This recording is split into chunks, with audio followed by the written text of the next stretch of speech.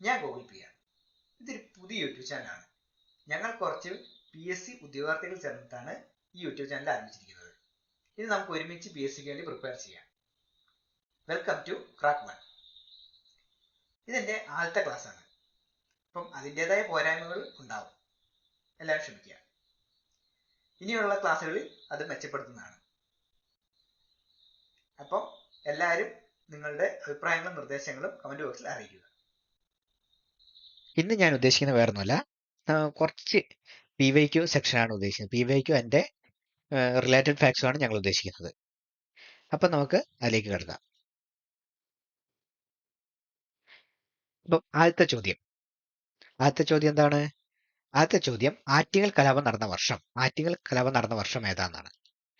ആറ്റിങ്ങൽ കലാപം നടന്ന വർഷം ഏതാണ്? അത് 1721. അപ്പൊ നമുക്ക് കുറച്ച് കാര്യങ്ങൾ ആറ്റിങ്ങൽ കലാപത്തെ പറ്റി നോക്കാം. ആറ്റിങ്ങൽ കലാപം അതെന്താ നടന്നത്? 1721 ഏപ്രിൽ 15-നാണ്.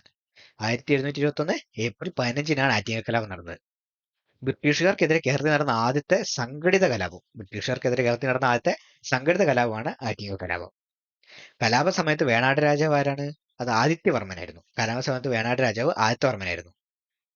ഇതുമായി ബന്ധപ്പെട്ട്, ഈ ആറ്റിങ്ങൽ കലാപവുമായി ബന്ധപ്പെട്ട് ഒരു ഉടമ്പടി അന്ന് ഒപ്പുവെച്ചിട്ടുണ്ടായിരുന്നു. വേണാട് രാജാവും ബ്രിട്ടീഷുകാരും ചേർന്ന് ഒരു ഉടമ്പടിയിൽ എത്തിയിട്ടുണ്ടായിരുന്നു.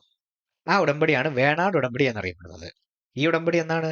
1723-ലാണ്. 1723-ലാണ് വന്നിട്ടുള്ളത്. ഇനി ബ്രിട്ടീഷുകാർക്ക് വേണ്ടി ഈ വേണാട് ഉടമ്പടിയിൽ ഒപ്പുവെച്ചതാരാണ്? അത് അലക്സാണ്ടർ ഹോമാണ്.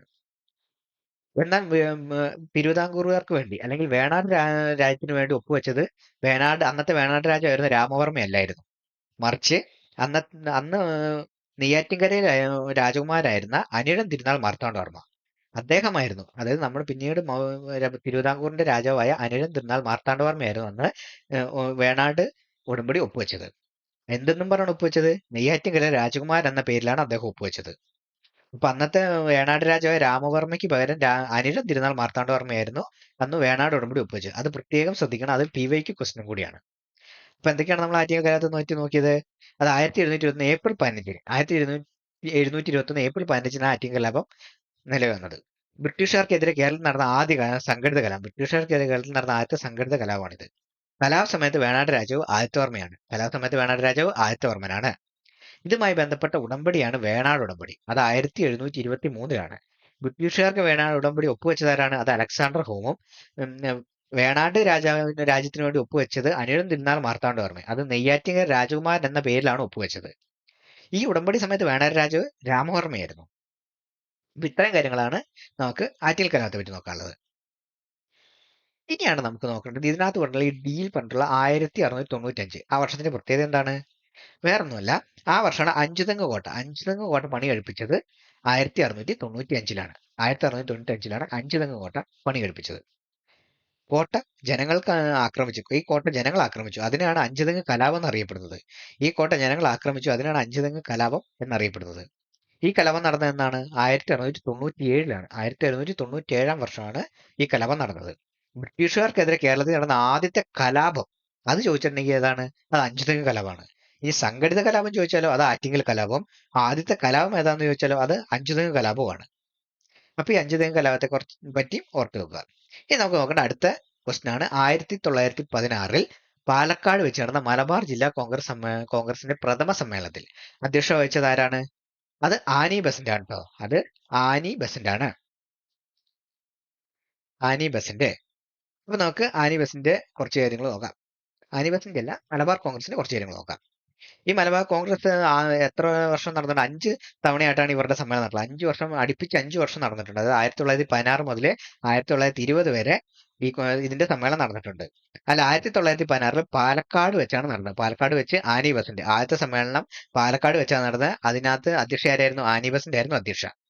പിന്നീട് 1917-ൽ കോഴിക്കോട് വെച്ച് CP രാമസ്വാമി അയ്യരുടെ അധ്യക്ഷതയിലായിരുന്നു രണ്ടാമത്തെ സമ്മേളനം നടന്നത്. CP രാമസ്വാമി അയ്യരുടെ നേതൃത്വത്തിൽ 1917-ൽ കോഴിക്കോട് വെച്ച് നടന്നതാണ് രണ്ടാമത്തെ സമ്മേളനം.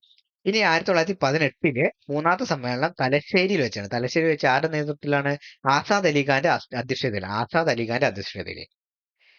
ഇനി 1919-ല് 1919 വടകരയിൽ വെച്ച് കെ പി രാമൻ മേനോന്റെ നേതൃത്വത്തില് 1919 നാലാമത്തെ സമ്മേളനം നടന്നു. 1919 നാലാമത്തെ സമ്മേളനം നടന്നു. ഇനി 1920 അത് മഞ്ചേരിയിൽ കേട്ടോ. ഏറ്റവും അവസാന സമ്മേളനം മലബാർ കോൺഗ്രസ് സമ്മേളനം എവിടെയായിരുന്നു? മഞ്ചേരിയിലാണ് കേട്ടോ. ഈ മഞ്ചേരിയിലെ കസ്തൂരി രംഗ അയ്യങ്കാർ, ഈ കസ്തൂരി രംഗൻ അയ്യങ്കാർ ആയിരുന്നു അന്ന് അധ്യക്ഷൻ. ഈ മഞ്ചേരി സമ്മേളനത്തിൽ ഒരുപാട് പ്രത്യേകതകളുണ്ട്. കാരണം മഞ്ചേരി സമ്മേളനത്തിലാണ് മിതവാദികളും തീവ്രവാദികളും തമ്മിൽ ഒരു തർക്കം ഉണ്ടായി.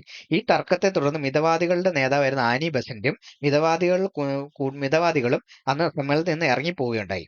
അങ്ങനെ അവിടെ ചെറിയ പിളർപ്പ് പോലെ സംഭവം ഉണ്ടായി. അതായത് മിതവാദികളും തീവ്രവാദികളും തമ്മിൽ ചെറിയൊരു പ്രശ്നം ഉണ്ടായി. അപ്പൊ ഇങ്ങനെ ഈ ഒരു പ്രശ്നത്തെ തുടർന്ന് മഞ്ചേരിയിൽ നിന്ന് ആ സമ്മേളനം പിരിച്ചുവിടുകയാണ് ചെയ്തത്.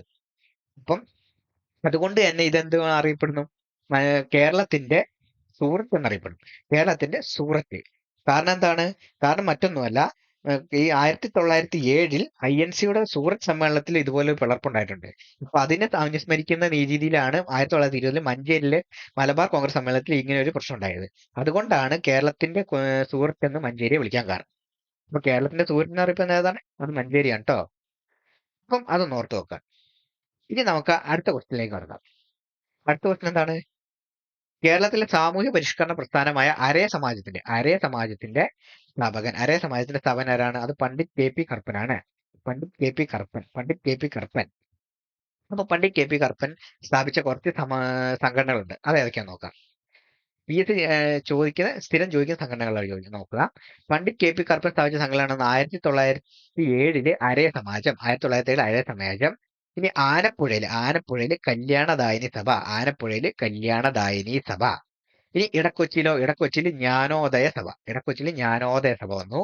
ഇനി കുമ്പളത്ത് സന്മാർഗ പ്രതിഭാ സഭ. ഇനി തേവരയില് സുധർമ്മ സൂര്യോദയ സഭ. ഇതായിരുന്നു അദ്ദേഹം വെച്ചു. ഇനി രണ്ട് സഭകളോട് ഓർത്ത് വെക്കാണ്ട്, ഒന്ന് പ്രബോധ ചന്ദ്രോദയ സഭയും കൊച്ചിൻ പുലയമഹ. അതിൽ ഇമ്പോർട്ടന്റ് കൊച്ചിൻ പുലയമഹ കേട്ടോ, വളരെ ഇമ്പോർട്ടന്റ് ആണ്. കൊച്ചിൻ പുലയമഹ സഭ വളരെ ഇമ്പോർട്ടന്റ് ആണ്. അതുപോലെ തന്നെ ഇമ്പോർട്ടന്റ് ആയിട്ടുള്ളതാണ് പ്രബോധ ചന്ദ്രോദയ സഭ. ഇത്രയും സഭകളാണ്.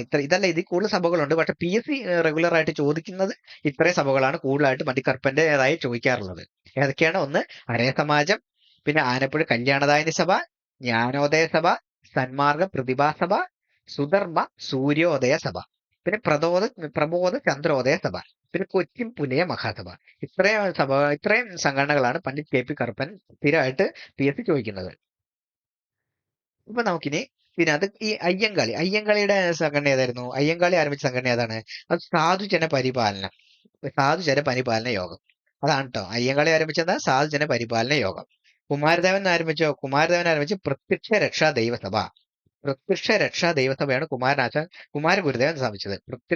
ദൈവസഭയാണ് കുമാരഗുരുദേവൻ സ്ഥാപിച്ചത്.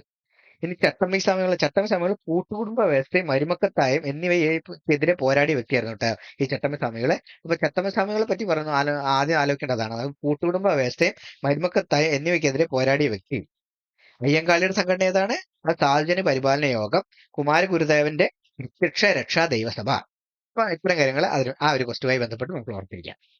ഇനി അടുത്താണ് തിരുവിതാംകൂറും കൊച്ചിയും കൂടിച്ചേർന്ന് തിരുക്കൊച്ചി സംസ്ഥാനം രൂപപ്പെട്ടത്.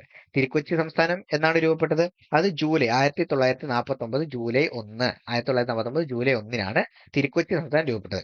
ഈ തിരുക്കൊച്ചി സംസ്ഥാനം 1940 ജൂലൈ 1 തിരുക്കൊച്ചി സംസ്ഥാനം അതായത് തിരുവിതാംകൂർ കൊച്ചി സംയോജിപ്പിച്ച് തിരുക്കൊച്ചി സംസ്ഥാനം രൂപം കൊണ്ടു. തിരുവിതാംകൂർ രാജാക്കന്മാര് ഇതിന് വളരെയധികം സന്തോഷത്തോടെയാണ് ഇത് അനുകൂലിച്ചത്. പക്ഷെ അവർക്കിനി വേറെ അലസ്വരം ഉണ്ടാവണ്ട എന്ന് കരുതി ഇവർക്ക് ഒരു പദവി അന്ന് സംഘടനകൾ എല്ലാവരും കൂടെ ചേർന്ന് ഈ രാജാക്കന്മാർക്കൊരു പദവി കൊടുത്തു.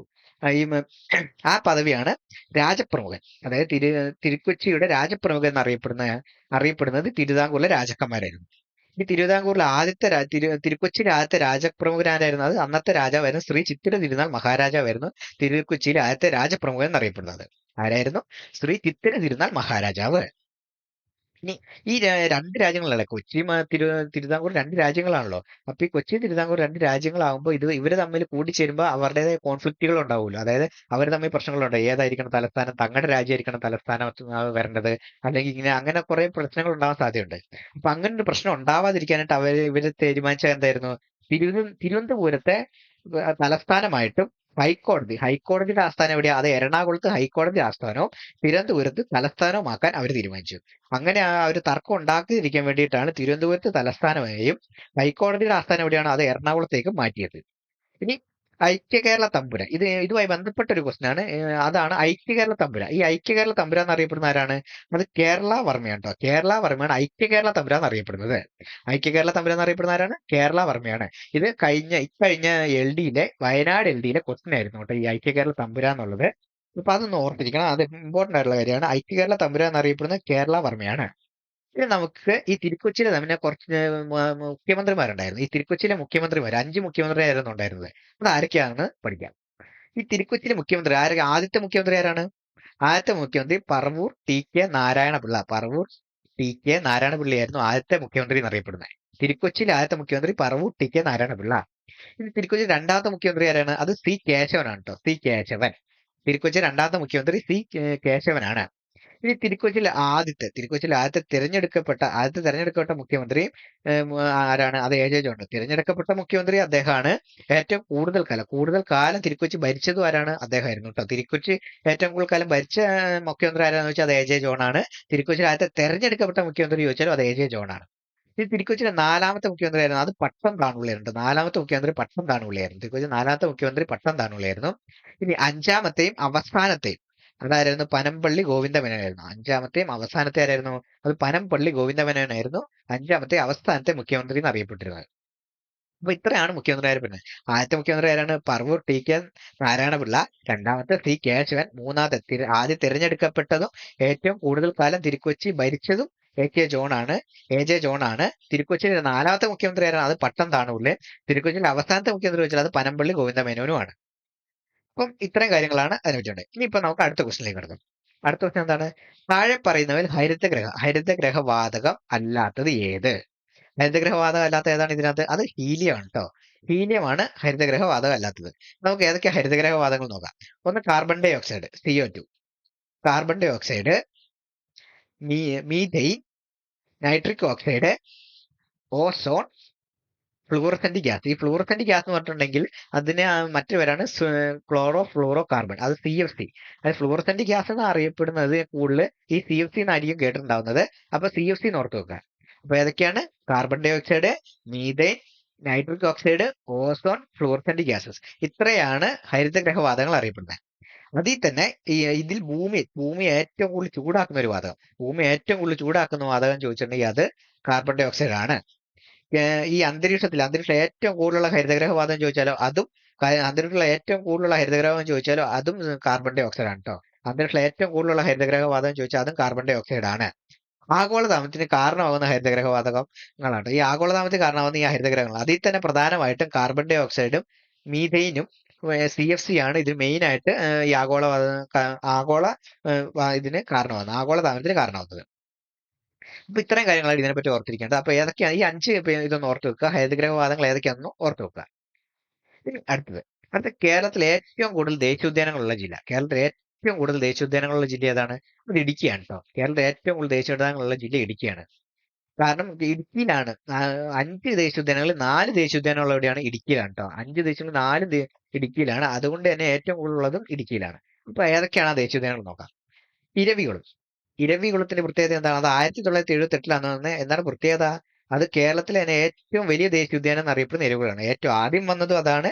ഏറ്റവും വലിയ ദേശീയോദ്യാനം ചോദിച്ചാൽ അതും ഇരവികുളം ദേശീയോദ്യാനമാണ്. ഇനി ഏറ്റവും ചെറിയ ദേശീയം എന്ന് ചോദിച്ചാലോ? അപ്പൊ ചെറിയ ദേശീയോദ്യാനം പാമ്പാടും ചോലയാണ് കേട്ടോ. പാമ്പാടും ചോല. ഏറ്റവും ചെറിയ ദേശീയോദ്യാനം പാമ്പാടും ചോലയും ഏറ്റവും വലിയ ദേശീയോദ്യാനം ഇരവികുളം ദേശീയോദ്യാനമാണ്. ഈ പാമ്പാടും ചോല വന്നത് ഇടുക്കിയിലാണ് 2003 കേട്ടോ. ഇതേ വർഷം തന്നെയാണ് മതികെട്ടാൻ ചോല, ആനമുടി ചോല, ഈ മൂന്ന് ദേശീയോദ്യാനങ്ങളും വന്നത് എവിടെയാണെന്നാണ്? 2003 2003. അപ്പോൾ ആ വർഷം ഓർത്തു വെക്കുക. 2003 വർഷം ഓർത്തു വെക്കുക. അതാണ് മതികെട്ടാൻ ചോലയും ആനമുടി ചോലയും പാമ്പാടും ചോലയും ഇത് കമ്മീഷൻ ചെയ്ത വർഷം, ദേശീയോദ്യാനമായിട്ട് പ്രഖ്യാപിച്ച വർഷം. ഇനി ഇത് ഏറ്റവും ഇമ്പോർട്ടന്റ് ആയിട്ടുള്ള ഒരു ദേശീയോദ്യാനമാണ് സൈലന്റ് വാലി. അതിന്റെ ഏറ്റവും വലിയ പ്രത്യേകത എന്താ വെച്ചാൽ അത് ഇടുക്കിക്ക് പുറത്തുള്ള കേരളത്തിലെ ഏക ദേശീയോദ്യാനം ചോദിച്ചിട്ടുണ്ടെങ്കിൽ അത് സൈലന്റ് വാലി കേട്ടോ. ഇടുക്കിക്ക് പുറത്തുള്ള ഏക ദേശീയോദ്യാനം കേരളത്തിൽ ചോദിച്ചാൽ സൈലന്റ് വാലിയാണ്. അത് പാലക്കാടാണ് സ്ഥിതി ചെയ്യുന്നത്. 1984 ഈ വർഷം ഓർത്ത് വെച്ചോളാം. 1984 ഇത് നിലവിൽ വരുന്നത്. ഈ സൈലന്റ് വാലിക്ക് കുറച്ച് പ്രത്യേകതകളുണ്ട്. കേരളത്തിലെ ഏക നിത്യഹരിത വനം, ഏക നിത്യഹരിത വനം എന്നറിയപ്പെടുന്ന സൈലന്റ് വാലിയാണ്. കേരളത്തിലെ ഏക നിത്യഹരിത വനം എന്നറിയപ്പെടുന്ന സൈലന്റ് വാലിയാണ് ഏക കന്യാവനം. ഏക കന്യാവനം ചോദിച്ചാലോ അതും സൈലന്റ് വാലിയാണ് കേട്ടോ. കേരളത്തിലെ ഏക നിത്യഹരിത വനം ചോദിച്ചാൽ അത് സൈലന്റ് വാലിയാണ്. ഏക കന്യാവനം ചോദിച്ചാൽ അതും സൈലന്റ് വാലിയാണ്. ഏക നിത്യഹരിതവനം സൈലന്റ് വാലിയാണ്. ഏക കന്യാവനം സൈലന്റ് ആണ്. ഈ സൈലന്റ് വാലിയെ പറ്റി വേറൊരു ചോദ്യങ്ങൾ സ്ഥിരം ചോദിക്കുന്നത് എന്ന ഏറ്റവും കൂടുതൽ കൺഫ്യൂഷൻ ആകുന്ന ഒരു ചോദ്യമാണ് ഈ സൈലന്റ് വാലി കൂടെ ഉത്ഭവിക്കുന്ന നദിയും സൈലന്റ് വാലി കൂടെ ഒഴുകുന്ന നദിയും. ഈ സൈലന്റ് വാലിയിൽ ഉത്ഭവിക്കുന്ന നദി ഏതാണ്? അത് തൂതപ്പുഴയും. സൈലന്റ് വാലിയിലൂടെ ഒഴുകുന്ന നദി ചോദിച്ചാൽ അത് കുന്തിപ്പുഴയാണ്. സൈലന്റ് വാലി കൂടെ ഉത്ഭവിക്കുന്ന നദി ഏതാണ്? അത് തൂതപ്പുഴയും. സൈലന്റ് വാലിയിലൂടെ ഒഴുകുന്ന നദി ഏതാണ്? അത് കുന്തിപ്പുഴയാണ് കേട്ടോ. അപ്പം അതാണ് സൈലന്റ് വാലിയെ പറ്റി കൂടുതലായിട്ട് പറയുന്നത്. അപ്പം ഇത് ഓർത്ത് വെച്ചോളൂ. ഈ വർഷവും വെച്ച് ഓർത്തോളൂ. ഏറ്റവും വലുത് ഇരവികുളം, ഏറ്റവും ചെറുത് പാമ്പാടും ചോലയാണ്. ഇടുക്കിക്ക് പുറത്തുള്ളത് സൈലന്റ് വാലിയാണ് കേട്ടോ. അപ്പം ഇത്രയാണ് ഓർത്ത് വെക്കുക. ഇനി അടുത്ത ക്വസ്റ്റ്യൻ ആണ് ഉപദ്വീപ്യ നദി. ഉപദ്വീപ്യ നദികളിൽ ഏറ്റവും നീളം കൂടിയ നദി ഏതാണ്? ഉപദ്വീപ നദികളിൽ ഏറ്റവും നീളം കൂടിയ നദി ഏതാണ്? അത് ഗോദാവരിയാണ് കേട്ടോ. ഉപദ്വീപ് നദിയിൽ ഏറ്റവും നീളം കൂടിയ നദി അത് ഗോദാവരിയാണ്. അപ്പൊ നമുക്ക് ഗോദാവരിയെ പറ്റി മൊത്തം നദികളെ പറ്റി നോക്കാം. ഇമ്പോർട്ടന്റ് ആയിട്ട് ചോദിക്കുന്ന നദികളെ മിക്കപ്പോഴും PSC ചോദിക്കുന്ന ഇമ്പോർട്ടന്റ് ആയിട്ടുള്ള നദികളാണിത്. ഈ ടേബിൾ ഞാൻ കൊണ്ടുവന്നിരിക്കുന്നത് SCRT എന്നുള്ള സെയിം ടേബിൾ ആണ്. SCRTയിൽ അതേ ടേബിൾ ആണിത്. അപ്പം ഈ ടേബിൾ പഠിച്ചു വെച്ചാൽ തന്നെ ഈ നദികളെ പറ്റിയുള്ള ഭൂരിഭാഗം ക്വസ്റ്റ്യനുകൾക്ക് നമുക്ക് ഉത്തരം എഴുതാൻ സാധാരണ കഴിയാറുണ്ട്. PSC കൂടുതൽ ഈ ഒരു നിന്നാണ് കൂടുതൽ ചോദ്യങ്ങൾ വരുന്നത്. ഇപ്പൊ ഈ ടേബിൾ ഒന്ന് പഠിച്ചു നോക്കുക. ഒന്ന് നമ്മൾ ആദ്യം നോക്കുന്നത് നമ്മൾ ഹിമാലയ നദികളാണ്. അത് ആദ്യത്തെ സിന്ധു. ഈ സിന്ധു ടിബറ്റിലെ മാനസ സരോവർ തടാകത്തിൽ നിന്നാണ് ഉത്ഭവിക്കുന്നത്. 2280 കിലോമീറ്റർ ആണ് നീളം. 2280 കിലോമീറ്റർ ആണ് നീളം. ചെല്ലം, സിനാബ്, രവി, സത്ലജ്, ബിയാസ് ഇത്രയാണ് ഇതിന്റെ പോഷക നദികൾ എന്നറിയപ്പെടുന്നത്. ഏതൊക്കെയാ? ചെല്ലം, സിനാബ്, രവി, സത്ലജ്, ബിയാസ്. ഇനി എത്തിച്ചേരുന്ന അറബിക്കടലാട്ടോ. ഈ അറബിക്കടലിൽ പതിക്കുന്ന ഹിമാലയ നദി ചോദിച്ചിട്ടുണ്ടെങ്കിൽ അത് സിന്ധു ആണ്. അത് അറബിക്കടലിൽ പതിക്കുന്ന ഹിമാലയ നദി ചോദിച്ചാൽ അത് സിന്ധു ആണ്. ഇനി അടുത്തതാണ് ഗംഗ. ഇന്ത്യയിലെ ഏറ്റവും നീളം കൂടിയ നദി ചോദിച്ചിട്ടുണ്ടെങ്കിൽ അത് ഗംഗയാണ്. ഏറ്റവും നീളം കൂടിയ നദി ചോദിച്ചിട്ടുണ്ടെങ്കിൽ അത് ഗംഗയാണ്. ഈ ഗംഗോത്രി ഹിമാനിയിലെ ഗോമുഖ ഗുഹയിലാണ് ഉത്ഭവിക്കുന്നത്. 2500 കിലോമീറ്റർ ആണ് ഇതിന്റെ നീളം. 2500 ആണ് ടോട്ടൽ നീളം. യമുന, ഗോമതി, ഗാർഗ്ര, ഗണ്ഡക്, കോസി ഇത്രയാണ് പോഷക നദികൾ നിർമ്മിക്കുന്നത്. അതിൽ കോസി, യമുനാണ് മെയിൻ ആയിട്ട് ഇപ്പൊ നോക്കണ്ടേ കേട്ടോ. ഇത് പതിക്കുന്ന എവിടെയാണ്? ഇത് എത്തിച്ചേരുന്ന സമുദ്രം എന്ന് വെച്ചാൽ അത് ബംഗാൾ ഉൾക്കടലാണ്. എത്തിച്ചേരുന്ന സമുദ്രം ബംഗാൾ ഉൾക്കടലാണ്. ഇനി അടുത്താണ് ബ്രഹ്മപുത്ര. അത് ടിബറ്റിലെ ചെമയുങ്തുങ് ഹിമാനിയിൽ നിന്നാണ് ഇത് ഉത്ഭവിച്ചത്. ചെമയുങ്തുങ് ഹിമാനി. 2900 കിലോമീറ്റർ ആണ് ഇതിന്റെ നീളം എന്ന് പറയുന്നത്. ലുബൻസിരി, ലൂഹിത്, മാനസ് ഇവ മൂന്നുമാണ് ഇതിന്റെ പോഷക നദി നിർമ്മിക്കുന്നത്. ലുബൻസിരി, ലൂഹിത്, മാനസ് ഇത് മൂന്നുമാണ് ഇതിന്റെ പോഷക നദി പറയുന്നത്. ബംഗാൾ ഉൾക്കടലാണ് പഠിക്കുന്നത്. അപ്പൊ ഏതൊക്കെയാണ് ഹിമാലയ നദികളൊക്കെ? സിന്ധു, ഗംഗ, ബ്രഹ്മപുത്ര. ഏറ്റവും വലിയ നീളം കൂടിയതാണ് ഗംഗയാണ് കേട്ടോ. അപ്പൊ നമുക്കിനി അടുത്ത ഉപദ്വീപ്യ നദികളെ പറ്റി നോക്കാം. ഉപദ്വീപ്യ നദികൾ ഏതാ? ഏറ്റവും നീളം കൂടിയത് ഗോദാവരി. അതില് ഇതിനെ രണ്ടായിട്ട് തിരിക്കുന്നുണ്ട്. ഈ ഉപദ്വീപ നദികളെ രണ്ടായിട്ടാണ് തിരിക്കുന്നത്. ഒന്ന് പടിഞ്ഞാറോട്ട് ഒഴുകുന്നവ, ഒന്ന് കിഴക്കോട്ട് ഒഴുകുന്നവ. അങ്ങനെയാണ് തിരിക്കുന്നത്. ഈ പടിഞ്ഞാറോട്ട് ഒഴുകുന്നതാണ് നർമ്മദയും താപ്തിയും. അത് ചെന്ന് പതിക്കുന്ന എവിടെയാണ്? അത് ചെന്ന് പതിക്കുന്ന അറബിക്കടലിലാണ്. ഇനി കിഴക്കോട്ടുള്ള നദികളാണ് ബംഗാൾ ഉൾക്കടലിൽ ചെന്ന് പതിക്കുന്നത്. അത് ഏതൊക്കെയാ? മഹാനദി, ഗോദാവരി, കൃഷ്ണ, കാവേരി ഇത്രയാണ് ബംഗാൾ ഉൾക്കടലിൽ പതിക്കുന്ന നദികൾ. ഇനി അതിൽ ഓരോന്നോരോന്ന് നമുക്ക് നോക്കാം. മഹാനദി മൈക്ല നിരകളിലാണ്. മധ്യപ്രദേശിലെ മൈക്ല നിരകളിൽ നിന്നാണ് ഉത്ഭവം. 857 കിലോമീറ്റർ ആണ് ഇതിന്റെ ദൂരം എന്ന് പറയുന്നത്. 857 കിലോമീറ്റർ ആണ്. ഇബ്, ടെല്ല് ഇത് രണ്ടുമാണ് ഇതിന്റെ പോഷക നദികൾ പറയപ്പെടുന്നത്. ഏതാണ്? ഇബ്, ടെല്ല് ഇത് രണ്ടുമാണ് ഇതിന്റെ പോഷക നദികൾ എന്ന് അറിയപ്പെടുന്നത്. ബംഗാൾ ഉൾക്കടലാണ് ഇത് ചെന്ന് പതിക്കുന്നത്. ഇനി അടുത്ത് ഗോദാവരി. ഇത് ഉപദ്വീപ് നദികളിലെ ഏറ്റവും നീളം കൂടിയ നദി ഏതാണ്? അത് ഗോദാവരിയാണ്. പശ്ചിമഘട്ടത്തിലെ മഹാരാഷ്ട്രയിലെ നാസിക് എന്നുള്ളത്. ഈ പശ്ചിമഘട്ടം കുറെ സംസ്ഥാനങ്ങളിലുള്ളതാണല്ലോ. അതില് മഹാരാഷ്ട്രയിലെ പശ്ചിമഘട്ടത്തിലെ നാസിക് ജില്ലയിലാണ് 1465 കിലോമീറ്റർ ദൈർഘ്യമുള്ള ഗോദാവരി ഉത്ഭവിക്കുന്നത്. 1465 കിലോമീറ്റർ ദൈർഘ്യം കേട്ടോ. അത് പ്രത്യേകം ഓർക്കണം. 1465 കിലോമീറ്റർ. അതിന്റെ പോഷക നദികൾ ഇന്ദ്രാവതി, ശബരി ഇത് ചെന്ന് പതിക്കുന്നു. അത് ബംഗാൾ ഉൾക്കടലാണ് കേട്ടോ. പതിക്കുന്നത് ബംഗാൾ ഉൾക്കടലാണ്. ഇനി അടുത്താണ് കൃഷ്ണ. അത് പശ്ചിമഘട്ടത്തിലാണ് ഉത്ഭവിക്കുന്നത്. പശ്ചിമഘട്ടത്തിൽ തന്നെയാണ്. അത് മഹാരാഷ്ട്രയിൽ തന്നെ പശ്ചിമഘട്ടത്തിലാണ്. പക്ഷെ സ്ഥലം മഹാബലേശ്വരാണ്. അപ്പൊ ഈ മഹാബലേശ്വർ കുന്നുകൾ എന്നുള്ളത് പ്രത്യേകം ഓർത്തു വെക്കുക കേട്ടോ. പശ്ചിമഘട്ടത്തിലെ മഹാരാഷ്ട്രയിലെ മഹാബലേശ്വറിലാണ് ഇത് ഉത്ഭവിക്കുന്നത്. 1400 ഈ ഗോദാവരിയൊക്കെ ചെറിയ വ്യത്യാസമേ ഉള്ളൂ കൃഷ്ണയ്ക്ക്. 1400 കിലോമീറ്റർ നീളമുണ്ട് കേട്ടോ. ഭീമയും തുംഗഭദ്രയാണ് ഇതിന്റെ പോഷക നദികൾ എന്നറിയപ്പെടുന്നത്. ഭീമയും തുംഗഭദ്രയും. ഇനി അടുത്താണ് ബംഗാൾ ഉൾക്കടൽ. ഇത് ബംഗാൾ ഉൾക്കടലാണ് ചെന്ന് പതിക്കുന്നത്. ബംഗാൾ ഉൾക്കടലാണ് ചെന്ന് പതിക്കുന്നത്. ഈ കാവേരി എന്ന പശ്ചിമഘട്ടത്തിൽ തന്നെ, അതും പശ്ചിമഘട്ടത്തിലാട്ടോ. അപ്പൊ 3 നദികളാണ് ഇപ്പൊ പശ്ചിമഘട്ടത്തിൽ പറയുന്നത്. ഗോദാവരി, കൃഷ്ണ, കാവേരി. അത് മൂന്നും പക്ഷേ 3 സ്ഥലത്താണ്. പശ്ചിമഘട്ടത്തിലാണെങ്കിൽ പോലും 3 സ്ഥലത്താണ് ഉത്ഭവിക്കുന്നത് കേട്ടോ. പശ്ചിമഘട്ടത്തിലെ ഇത് കാവേരി എവിടെയാ? പശ്ചിമഘട്ടത്തിലെ ബ്രഹ്മഗിരി നിരകളിൽ, അതായത് കർണാടകയിലുള്ള ബ്രഹ്മഗിരി നിരകളിൽ നിന്നാണ് കാവേരി ഉത്ഭവിക്കുന്നത്. അത് 800 കിലോമീറ്റർ ആണ് ദൈർഘ്യം കേട്ടോ. 800 കിലോമീറ്റർ ആണ് ദൈർഘ്യം. ഈ ഉപദ്വീപ നദികൾ ഏറ്റവും ചെറുതും കാവേരിയാണ്. ഇനി കബനി, അമരാവതി. അമരാവതി കേട്ടോ. അമരാവതി എന്നിവയായിരുന്നു ഇതിന്റെ പോഷക നദികൾ. അതിൽ കബനിയാണ് നമ്മുടെ കേരളത്തിൽ കൂടെ ഒഴുകുന്ന നദിയാണ് കബനി. കേരളത്തിൽ കൂടെ ഒഴുകുന്ന പോഷക നദിയാണ് കബനി കേട്ടോ. ബംഗാൾ ഉൾക്കടലാണ് ചെന്ന് പതിക്കുന്നത്. ഞാൻ പറഞ്ഞാൽ ചെറിയ മാറ്റമുണ്ട്. അത് കാവേരി ഏറ്റവും ചെറുതെന്ന് പറഞ്ഞാൽ കിഴക്കോട്ട് ഒഴുകുന്നതിൽ ഏറ്റവും ചെറുത് കേട്ടോ. ഉപദ്വീപ് നദിയിൽ കിഴക്കോട്ട് ഒഴുകുന്നതിൽ ഏറ്റവും ചെറുത്. കിഴക്കോട്ട് ഒഴുകുന്നത് ഏറ്റവും ചെറുത് വെച്ചാൽ അത് കാവേരിയാണ് കേട്ടോ. കിഴക്കോട്ട് ഒഴുകുന്നത് ഏറ്റവും ചെറുത് വെച്ചാൽ അതേതാണ്, അത് കാവേരിയാണ്. ഇനി അടുത്താണ് നർമ്മദ. ഈ മൈക്ല നിരകളിലാണ് കേട്ടോ ഉത്ഭവം. ഛത്തീസ്ഗഡിലെ മൈക്ല നിരകളിൽ നിന്നാണ് ഈ നർമ്മദയുടെ ഉത്ഭവം.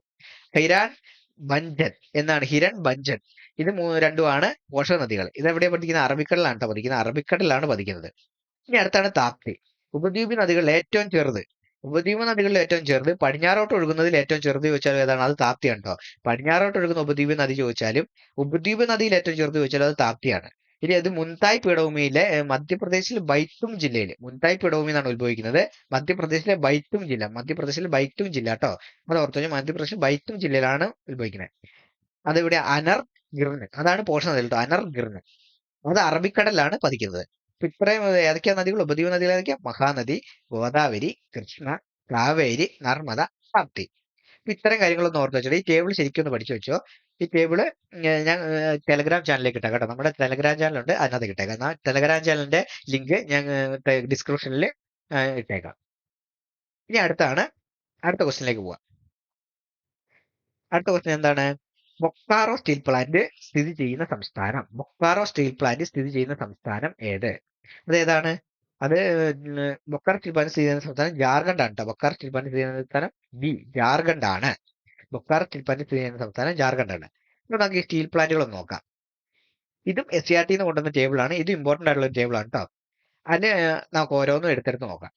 ഈ ആഴത്താണ് ടാറ്റ ഇരുമ്പുരുക്ക് കമ്പനി. അതെവിടെയാ? ജംഷഡ്പൂര്, ജാർഖണ്ഡിലെ ജംഷഡ്പൂരിലാണ് ടാറ്റ ഇരുമ്പുരുക്ക് കമ്പനി.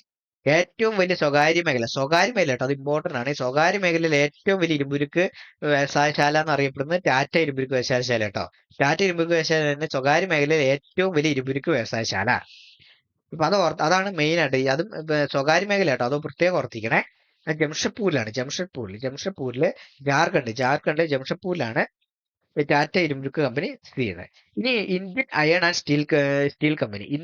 സ്റ്റീൽ കമ്പനി ഇത് കുൾട്ടി, ബരൻപൂർ, ഹിരാപ്പൂർ ഈ 3 സ്ഥലത്താണുള്ളത്. അത് എവിടെയാ? പശ്ചിമ ബംഗാളിൽ കേട്ടോ. കുൾട്ടി, ബരൻപൂർ, ഹിരാപ്പൂർ ഇത് 3ആണ് സ്ഥലം. ഇതെവിടെയാ? പൊതുമേഖലയിലെ ആദ്യ ഇരുമ്പുരുക്ക് വ്യവസായശാലയാണ് ഏത്? Indian Iron and Steel Company. ആദ്യ ഇരുമ്പുരുക്ക് പൊതുമേഖലയിലെ ആദ്യ ഇരുമ്പുരുക്ക് വ്യവസായശാലയാണ് Indian Iron and Steel Company. അത് പൊതുമേഖല കേട്ടോ. അതാണ് ഏറ്റവും ഇമ്പോർട്ടന്റ് ആയിട്ട്. ഈ പൊതുമേഖല എന്നുള്ള വാക്ക് ശ്രദ്ധിച്ച് വെച്ചോട്ടോ. സ്വകാര്യ മേഖല വെച്ചിട്ട് ടാറ്റയും, പൊതുമേഖല ആദ്യത്തെ ചോദിച്ചിട്ടുണ്ടെങ്കിൽ അത് ഏതാണ്? ഇന്ത്യൻ അയൺ ആൻഡ് സ്റ്റീൽ കമ്പനിയാണ്. Visvesvaraya Steel Works and Limited. ഇതെവിടെയാണ്? ഇത് ഭദ്രാവതി കർണാടകയിലാണ്. ദക്ഷിണേന്ത്യയിലെ ആദ്യത്തെ ഇരുമ്പുരുക്ക് വ്യവസായശാലയാണ് കേട്ടോ വിശ്വേശ്വരയ്യ. അതാണ് ഇതിന്റെ ഏറ്റവും വലിയ പ്രത്യേകത. ദക്ഷിണേന്ത്യയിലെ ആദ്യത്തെ ഇരുമ്പുരുക്ക് വ്യവസായശാല ചോദിച്ചാൽ അത് ഏതാണ്? അത് വിശ്വേശ്വരയ്യയാണ്. അത് കർണാടകയിലെ ഭദ്രാവതിയിലാണ് സ്ഥിതി ചെയ്യുന്നത്. ഇനി അടുത്തത് ഏതാണ്? Hindustan steel limited. അതെവിടെ? ഭിലായ്. ഹിന്ദുസ്ഥാൻ സ്റ്റീൽ ലിമിറ്റഡ് ഭിലായ് കേട്ടോ. അതെവിടെയാ? ദുർഗ് കേട്ടോ. ഛത്തീസ്ഗഡിലെ ദുർഗിലാണ് സ്ഥിതി ചെയ്യുന്നത്. റഷ്യയുടെ സാങ്കേതിക സഹായത്തോടെ 1959 നിലവിൽ വന്നു. ഇനി അടുത്താണ് ഹിന്ദുസ്ഥാൻ സ്റ്റീൽ ലിമിറ്റഡ് റൂർക്കേല. അതെവിടെയാ? സുന്ദർഗാഡ് കേട്ടോ. ഒഡീഷയിലെ സുന്ദർഗാഡിലാണ് സ്ഥിതി ചെയ്യുന്നത്. 1959 ജർമ്മനിയുടെ സഹായത്തോടെ 1959 വന്ന റൂർക്കേല കേട്ടോ. ഹിന്ദുസ്ഥാൻ സ്റ്റീൽ ലിമിറ്റഡ് റൂർക്കേല നിലവിൽ വന്നത്. ഇനി അടുത്ത ഹിന്ദുസ്ഥാൻ സ്റ്റീൽ ലിമിറ്റഡ് ദുർഗാപൂർ കേട്ടോ. ദുർഗാപൂർ. ഈ ദുർഗാപൂർ എവിടെയാണ്? അത് പശ്ചിമ ബംഗാളിലാണ് കേട്ടോ. ഈ പശ്ചിമ ബംഗാളിലെ ദുർഗാപൂർ എന്ന സ്ഥലത്ത് തന്നെയാണ് ഇത് സ്ഥിതി ചെയ്യുന്നത്. ദുർഗാപൂർ എന്ന് തന്നെയാണ് സ്റ്റീൽ പ്ലാന്റ് പേര്, ദുർഗാപൂർ.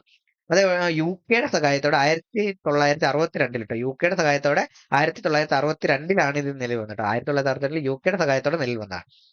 ഇനി ലാസ്റ്റത്തെയാണ് ബൊക്കാറോ എവിടെയാ? ബൊക്കാറോ തന്നെ ജാർഖണ്ഡ് സംസ്ഥാനത്തിലെ ബൊക്കാറോ എന്ന് പറഞ്ഞ സ്ഥലത്താണ് ഈ ബൊക്കാറോ ഹിന്ദുസ്ഥാൻ സ്റ്റീൽ ലിമിറ്റഡ് സ്ഥിതി ചെയ്യുന്നത്. അത് റഷ്യയുടെ സഹായത്തോടെ കേട്ടോ. അപ്പൊ റഷ്യയുടെ സഹായത്തോടെ രണ്ടെണ്ണം ഉണ്ട്.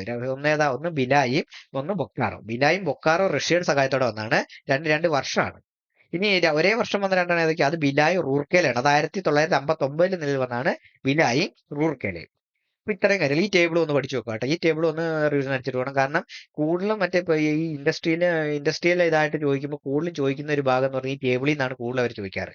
അപ്പം ഇതൊന്ന് പഠിച്ചു വെച്ചിട്ട് പോകണം. ഇനി അടുത്തതാണ് ഇന്ത്യൻ പാർലമെന്റ് ഉപരിസഭ എന്നറിയപ്പെടുന്നത് ഏതാണ്? അത് രാജ്യസഭയാണ് കേട്ടോ. ഇന്ത്യൻ പാർലമെന്റ് ഉപരിസഭ എന്നറിയപ്പെടുന്നത് രാജ്യസഭയാണ്. അപ്പൊ നമുക്ക് ഈ രാജ്യസഭയെ പറ്റി ലോകസഭയെ പറ്റി കുറച്ച് കാര്യങ്ങൾ നോക്കാം. ഇന്ത്യൻ പാർലമെന്റ് നിയമനിർമ്മാണ സഭ കേട്ടോ. ഇന്ത്യൻ പാർലമെന്റ് ആണ് ഒരു ദ്വിമണ്ഡല നിയമനിർമ്മാണ സഭയാണ്. രണ്ട് സഭകളുള്ള നിയമനിർമ്മാണ സഭയാണ് ദ്വിമണ്ഡല നിയമനിർമ്മാണ സഭ എന്നറിയപ്പെടുന്നത്. രണ്ട് സഭകളുണ്ടാവും. ഈ നിയമനിർമ്മാണ സഭ എന്താ? രണ്ടെണ്ണം ഉണ്ടെങ്കിൽ അതെന്താണ് ദ്വിമണ്ഡല നിയമനിർമ്മാണ സഭ എന്നറിയപ്പെടുന്നത്. ഇന്ത്യയിലുള്ള രണ്ട് സഭകൾ ഏതൊക്കെയാണ്? ഒന്ന് രാജ്യസഭയും മറ്റൊന്ന് ഏതാ? ലോകസഭയാണ്. ഒന്ന് രാജ്യസഭയും ഒന്ന് ലോകസഭയാണ്. ലോകസഭയും. ഇനിയിപ്പോ നമുക്ക് ഈ രാജ്യസഭയെ പറ്റി നോക്കാം. രാജ്യസഭയെ പറ്റി പറയുന്ന ആർട്ടിക്കിൾ ഏതാണ്? അത് 80 ആണ് കേട്ടോ. ആർട്ടിക്കിൾ 80. സംസ്ഥാനങ്ങളുടെ കൗൺസിൽ. കാരണം എന്താ? സംസ്ഥാനങ്ങളിലെ ആൾക്കാരാണ് സംസ്ഥാന MLA-മാരാണ് ഇതിലേക്ക് വോട്ട് ചെയ്ത് ഇതിനകത്ത് അംഗങ്ങളെ ഇതിനകത്തേക്ക് പറഞ്ഞിരിക്കുന്നത്. അതുകൊണ്ട് സംസ്ഥാനങ്ങളുടെ കൗൺസിൽ എന്നാണ് ഇതിനെ അറിയപ്പെടുന്നത്. ഇന്ത്യൻ പാർലമെന്റിൽ ഉപരിസഭ എന്നറിയപ്പെടുന്ന ഏതാണ്? രാജ്യസഭയാണ് കേട്ടോ. ഇന്ത്യൻ പാർലമെന്റിൽ ഉപരിയിൽ നിൽക്കുന്ന രാജ്യങ്ങളുടെ ഏറ്റവും മുകളിൽ. അപ്പൊ ഉപരിസഭ ആണ് രാജ്യസഭ എന്നറിയപ്പെടുന്നത്. അതായത് ഏറ്റവും മേലെ നിൽക്കുന്ന രാജ്യമായിരിക്കും. അപ്പൊ രാജ്യമാണെങ്കിൽ എന്താണ്? ഉപരിയാണ്, എല്ലാത്തിനും ഉപരിയാണ്. അപ്പൊ ഉപരിസഭ ഏതാ? രാജ്യസഭയാണ്. അങ്ങനെ ഒരു കോഡ് വെച്ച് ഓർത്താൽ മതി. ഇനി രാജ്യസഭ ഒരു സ്ഥിരം സഭയാണ്. രാജ്യസഭ എന്താണ്? ഒരു സ്ഥിര സഭയാണ്. കാലാവധിയില്ല. രാജ്യസഭയ്ക്ക് കാലാവധിയില്ല, പക്ഷെ രാജ്യസഭ അംഗങ്ങൾക്ക് കാലാവധിയുണ്ട്. അത് എത്ര വർഷമാണ്? 6 വർഷമാണ് കേട്ടോ. രാജ്യസഭ അംഗങ്ങൾക്ക് കാലാവധിയുണ്ട്. അത് എത്ര വർഷമാണ്? അത് 6 വർഷമാണ്. അതാ ഓർത്ത് വെച്ചോ, 6 വർഷമാണ്. രാജ്യസഭ അംഗങ്ങൾക്ക് കാലാവധി 6 വർഷമാണ്. ഓരോ 2 വർഷം കൂടുമ്പോഴും രാജ്യസഭയിലെ കാലാവധി എത്രയോ? കാലാവധി പൂർത്തിയാക്കി മൂന്നിലൊന്ന് അംഗങ്ങൾ പിരിഞ്ഞു പോവുകയും ആ സ്ഥാനത്തേക്ക് അടുത്ത ആള് തിരഞ്ഞെടുക്കപ്പെടുകയും ചെയ്യുന്നുണ്ട്. ഓരോ 2 വർഷം, അതാണ് ഇമ്പോർട്ടന്റ്. 2 വർഷം കൂടുമ്പോൾ അംഗങ്ങൾ പിരിഞ്ഞു പോകും. 3 അംഗങ്ങളാണ് പിരിഞ്ഞു പോകുന്നത്. ആ ഒഴിവിലേക്ക് പുതിയ അംഗങ്ങൾ തിരഞ്ഞെടുക്കപ്പെടുകയും ചെയ്യും. ഇങ്ങനെ തിരഞ്ഞെടുക്കപ്പെടുന്ന എങ്ങനെയാണ്? ഇതൊരു പരോക്ഷ തെരഞ്ഞെടുപ്പാട്ടോ. കാരണം നമ്മൾ ആരെങ്കിലും രാജ്യസഭയിലേക്ക് വോട്ട് ചെയ്യാൻ പോകണ്ടോ? ഇല്ല. കാരണം നമുക്ക് അതിനുള്ള വോട്ടിംഗ് അവകാശം ഇല്ല. കാരണം അതിനകത്തേക്ക് വോട്ടിംഗ് അവകാശം ഉള്ളത് MLA-മാർക്കാണ്. മെമ്പർ ഓഫ് ലെജിസ്ലേറ്റീവ് അസംബ്ലിയിലുള്ള ആൾക്കാർക്ക് മാത്രമേ ഇതിനകത്തേക്ക് വോട്ട് ചെയ്യാൻ പറ്റുള്ളൂ. അപ്പൊ അങ്ങനെ വോട്ട് ചെയ്ത് വിടുന്നതാണ്. ഇതൊരു പരോക്ഷ തെരഞ്ഞെടുപ്പാണ്. ആനുപാതിക പ്രാതിനിധ്യ രീതിയിലാണ് ഇതിന് രാജ്യസഭാ അംഗങ്ങളെ തിരഞ്ഞെടുക്കുന്നത് കേട്ടോ. ആനുപാതിക പ്രാതിനിധ്യ രീതിയിൽ. ഇനി രാജ്യസഭയിലേക്ക് തിരഞ്ഞെടുക്കപ്പെടുന്നവരെ കൂടാതെ 12 പേർ പ്രസിഡന്റ് നോമിനേറ്റ് ചെയ്യുന്നുണ്ട്. 12 പേര് എന്ത് ചെയ്യുന്നുണ്ട്? പ്രസിഡന്റ് നോമിനേറ്റും ചെയ്യുന്നുണ്ട് കേട്ടോ. രാജ്യസഭയിലേക്ക് തിരഞ്ഞെടുക്കപ്പെടുന്നവരെ കൂടാതെ 12 പേരെ കൂടി പ്രസിഡന്റ് നോമിനേറ്റും ചെയ്യുന്നുണ്ട്. അപ്പൊ ഇത്രയാണ് രാജ്യസഭ. എന്തൊക്കെയാണ് രാജ്യസഭ പറയുന്ന? ആർട്ടിക്കിൾ 80 സംസ്ഥാനങ്ങളുടെ കൗൺസിൽ എന്നറിയപ്പെടുന്നു. ഇന്ത്യൻ പാർലമെന്റിന്റെ ഉപരിസഭ എന്നറിയപ്പെടുന്നു. രാജ്യസഭ ഒരു സ്ഥിര സഭയുണ്ട്. രാജ്യസഭ എന്ന് പറയുന്നത് എന്താണ്? ഒരു സ്ഥിരം സഭയാണ്. അതിന് കാലാവധിയില്ല. പക്ഷെ രാജ്യസഭ അംഗങ്ങൾക്ക് കാലാവധി ഉണ്ട്. അത് എത്ര വർഷമാണ്? അത് 6 വർഷമാണ്. കാലാവധിയിലേക്കാണ് തിരഞ്ഞെടുക്കപ്പെടുക. ഓരോ 2 വർഷം കൂടുമ്പോഴും രാജ്യസഭയിലേക്ക് കാലാവധി പൂർത്തിയാക്കി 3 അംഗങ്ങൾ പിരിഞ്ഞു പോവുകയും ആ ഒഴിവിലേക്ക് പുതിയ അംഗങ്ങൾ തിരഞ്ഞെടുക്കപ്പെടുകയും ചെയ്യുന്നു. ഇതൊരു പരോക്ഷ തെരഞ്ഞെടുപ്പാണ്. ആനുപാതിക പ്രാതിനിധ്യ രീതിയിലാണ് രാജ്യസഭ അംഗങ്ങളെ തിരഞ്ഞെടുക്കുന്നത്. രാജ്യസഭയിലേക്ക് തിരഞ്ഞെടുക്കുന്നവരെ കൂടാതെ 12 പേരെ പ്രസിഡന്റ് നോമിനേറ്റ് ചെയ്യുന്നുണ്ട് കേട്ടോ. 12 പേരെ പ്രസിഡന്റ് നോമിനേറ്റ് ചെയ്യുന്നുണ്ട്. ഇനി അടുത്താണ് ലോകസഭ. ഈ ആർട്ടിക്കിൾ 81 പരാമർശിക്കുന്നത്. ആർട്ടിക്കിൾ 81 ഇതിനെപ്പറ്റി പറയുന്നത്. ആർട്ടിക്കിൾ 81 പരാമർശിക്കപ്പെടുന്നുണ്ട്. ജനങ്ങളുടെ സഭ എന്നറിയപ്പെടുന്നു. ജനങ്ങളുടെ സഭ എന്നറിയപ്പെടുന്ന ഏതാണ്? ലോകസഭയാണ്. കാരണം എന്താണ്? കാരണം ജനങ്ങളാണ് ഇതിനകത്ത് വോട്ട് ചെയ്ത്, ജനങ്ങൾ നേരിട്ട് വോട്ട് ചെയ്ത് അയക്കുന്ന അംഗങ്ങളാണ് അവിടെയുള്ളത്. അതുകൊണ്ടാണ് ജനങ്ങളുടെ സഭ എന്ന് അറിയപ്പെടുന്നത്. ഇന്ത്യൻ പാർലമെന്റിലേക്ക് നമ്മൾ വോട്ട് ചെയ്യുന്നത് ഇങ്ങോട്ടേക്കാണ്. അത് ലോകസഭയിലേക്കുള്ള അംഗങ്ങളെയാണ് നമ്മൾ വോട്ട് ചെയ്ത് വിജയിപ്പിക്കുന്നത്. ഇനി ഇന്ത്യൻ പാർലമെന്റ് അധോ സഭ എന്നറിയപ്പെടുന്നത് ലോകസഭയാണ്. അപ്പൊ അതിനൊരു കോഡ് ഓർത്ത് വെച്ച് അധോ ലോകം എന്ന് ഓർത്ത് വെച്ചാൽ മതി. അധോ ലോകം. അപ്പൊ ലോകസഭയാണ് അധോ സഭ. അപ്പൊ അധോ ലോകം എന്ന് ഓർത്ത് വെച്ചാൽ മതി. ഇനി ലോകസഭയ്ക്കും കാലാവധി ഉണ്ട്. ലോകസഭ അംഗങ്ങൾക്കും കാലാവധി ഉണ്ട്. അതാണ് രാജ്യസഭയിൽ നിന്നുള്ള ഏറ്റവും വലിയ മാറ്റം കേട്ടോ. ലോകസഭയ്ക്കും കാലാവധി ഉണ്ട്, ലോകസഭ അംഗങ്ങൾക്കും കാലാവധി ഉണ്ട്. രണ്ടും 5 വർഷമാണ്. 5 വർഷം, അതായത് ലോകസഭ അംഗങ്ങളുടെ കാലാവധി കഴിയുന്ന എന്നാണ് അന്ന് ലോകസഭയുടെ കാലാവധിയും കഴിയും. ഇനി പ്രായപൂർത്തി രീതിയിലാണ് ട്ടോ. പ്രായപൂർത്തി വോട്ടവകാശ രീതിയിലാണ് ഇതിലേക്ക് അംഗങ്ങളെ തിരഞ്ഞെടുക്കുന്നത്. പ്രായപൂർത്തി വോട്ടവകാശ രീതിയിലാണ് ഇതിലേക്ക് അംഗങ്ങളെ തിരഞ്ഞെടുക്കപ്പെടുന്നത്. ഇനി ലോകസഭ സമ്മേളനം വിളിച്ചു ചേർക്കുന്നതും പിരിച്ചുവിടുന്ന ആരാണ്? രാഷ്ട്രപതിയാണ് ട്ടോ. ലോകസഭ അംഗങ്ങളെ പിരിച്ചുവിടുന്നതും വിളിച്ചു ചേർക്കുന്നതും എന്താണ്? അത് രാഷ്ട്രപതിയാണ് ലോകസഭ അംഗങ്ങളെ വിളിച്ചു ചേർക്കുന്നതും പിരിച്ചുവിടുന്നതും. അപ്പൊ അത് ഓർത്തുക. അപ്പൊ ലോകസഭയെ പറ്റി എന്തൊക്കെയാ നമ്മൾ നോക്കിയത്? ആർട്ടിക്കിൾ 81 പറയുന്നു ജനങ്ങളുടെ സഭ എന്നറിയപ്പെടുന്നു. ഇന്ത്യൻ പാർലമെന്റിലെ അധോ സഭ എന്നറിയപ്പെടുന്നു. ലോകസഭയുടെ കാലാവധി എത്രയാണ്? അത് 5 വർഷമുണ്ട്. ലോകസഭയുടെ കാലാവധി 5 വർഷമാണ്. 5 വർഷം. പ്രായപൂർത്തി വോട്ടവകാശ രീതിയിലൂടെ അംഗങ്ങളെ തെരഞ്ഞെടുക്കുന്ന രീതിയാണ് ഇവിടെ ഉള്ളത്. ലോകസഭ അംഗങ്ങൾ വിളിച്ചു ചേർക്കുന്നതും പിരിച്ചുവിടുന്ന ആരാണ്? അത് രാഷ്ട്രപതിയാണ് ട്ടോ. രാഷ്ട്രപതിയാണ് ലോകസഭ അംഗങ്ങളെ വിളിച്ചു ചേർക്കുന്നതും പിരിച്ചുവിടുന്നതും. ലോകസഭ വിളിച്ചേർക്കുന്നത് പിരിച്ചുവിടുന്നത്. ഇനി അടുത്ത ചോദ്യം നോക്കാം. ഓരോ സംസ്ഥാനങ്ങളുടെ കാര്യനിർവഹണ വിഭാഗത്തിന്റെ തലവൻ അതാണ്, അത് ഗവർണറാണ് ട്ടോ. ഓരോ സംസ്ഥാനത്തിന്റെ കാര്യനിർവഹണത്തിന്റെ തലവൻ ആരാണ്? അത് ഗവർണറാണ്. ഗവർണറെ പറ്റി കുറച്ച് നേരം നോക്കാം. ഗവർണറെ കുറിച്ച് പ്രതിപാദിക്കുന്ന അനുച്ഛേദം അതാണ്. ഗവർണറെ പറ്റി പറയുന്ന അനുച്ഛേദം 153 153. അത് ഭാഗം 6 ഭാഗം 6 153 ഗവർണറെ കുറിച്ച് പ്രതിപാദിക്കുന്നത്. ഒരാൾക്ക് ഒന്നിൽ കൂടുതൽ സംസ്ഥാനങ്ങളുടെ ഗവർണർ പദവി വഹിക്കാൻ പറ്റും. ഒന്നിൽ കൂടുതൽ സംസ്ഥാനങ്ങളിൽ ഗവർണർ പദവി വഹിക്കാൻ പറ്റും കേട്ടോ ഒരാൾക്ക്, ഒരു വ്യക്തിക്ക്. പക്ഷെ അപ്പം എന്താ പ്രത്യേകത എന്ന് വെച്ചാൽ ഇദ്ദേഹത്തിനുള്ള ശമ്പളം കൊടുക്കുന്ന ആ വ്യക്തിക്കുള്ള ശമ്പളം കൊടുക്കുന്ന ഏതാണ്? ആ സംസ്ഥാനങ്ങൾ ചേർന്നിട്ട് ഒരുമിച്ചാണ് അവർക്ക് ശമ്പളം കൊടുക്കുന്നത്. അല്ല ഒരു സംസ്ഥാനം ആയിരിക്കില്ല. ഏതൊക്കെ സംസ്ഥാനങ്ങളാണ് പുള്ളി ഗവർണർ ആയിരിക്കുന്നത് ആ സംസ്ഥാനങ്ങളുടെ എല്ലാം കൂടി ഒരുമിച്ചായിരിക്കും ശമ്പളം കൊടുക്കുന്നത്. ഇനി ഒരു സംസ്ഥാനത്തിന്റെ കാര്യനിർവഹണ വിഭാഗത്തിന്റെ തലവനാരാണ്? അത് ഗവർണർ ആയിരിക്കും കേട്ടോ. അനുച്ഛേദം 155 പ്രകാരം ഗവർണറെ നിയമിക്കുന്നത് പ്രസിഡന്റാണ്. അനുച്ഛേദം 155 പ്രകാരം ഗവർണറെ നിയമിക്കുന്നത് പ്രസിഡന്റാണ് നിയമിക്കുന്നത്. ഇനി കാലാവധി എത്ര വർഷം? 5 വർഷം ഉണ്ട് കാലാവധി. 5 വർഷം കാലാവധിയിലാണ് ഇത് ഗവർണറെ നിയമിക്കുന്നത്. 5 വർഷ കാലാവധിയിലാണ് ഗവർണറെ നിയമിക്കുന്നത്. ഇനി ഗവർണർ രാജിക്കത്ത് നൽകുന്ന ആർക്കാണ്? ഗവർണർ രാജിക്കത്ത് നൽകുന്നത് പ്രസിഡന്റിനാണ് ട്ടോ. ഗവർണർ രാജിക്കത്ത് നൽകുന്നത് പ്രസിഡന്റിനാണ്. അത് മാത്രമല്ല ഇവരെ ഗവർണറെ എപ്പോ വേണമെങ്കിലും തിരിച്ചു വിളിക്കാനുള്ള അവകാശം ആർക്കുണ്ട്? പ്രസിഡന്റിനുണ്ട്. അതിന് പ്രത്യേകിച്ച് കാരണങ്ങളൊന്നും ഇതിനകത്ത് ഭരണഘടനയിൽ പറയുന്നില്ല. പ്രസിഡന്റിന് എപ്പോ വേണമെങ്കിലും ഗവർണറെ തിരിച്ചു വിളിക്കാം. അതിന് പ്രസിഡന്റിന് പ്രത്യേക അധികാരമുണ്ട്. അതിന് എന്താണ് കാരണം എന്നുള്ളത് എവിടെയാണ് പറയുന്നില്ല, നമ്മുടെ ഭരണഘടനയിൽ പറയുന്നില്ല. അപ്പൊ അതൊരു കാര്യം ഓർത്തു വെക്കുക.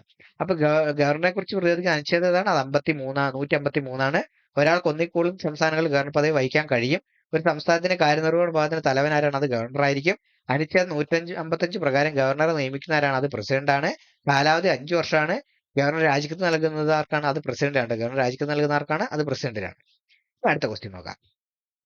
ഇനി അടുത്ത ക്വസ്റ്റ്യൻ ആണ് ലോകസഭയുടെ മൺസൂൺ സമ്മേളനം ആരംഭിക്കുന്ന മാസം. ലോകസഭയുടെ മൺസൂൺ സമ്മേളനം അതെന്താണ്? അത് ജൂലൈയിലാണ് ട്ടോ. മൺസൂൺ സമ്മേളനം ആരംഭിക്കുന്നത് എവിടെയാണ്? ജൂലൈയിലാണ്.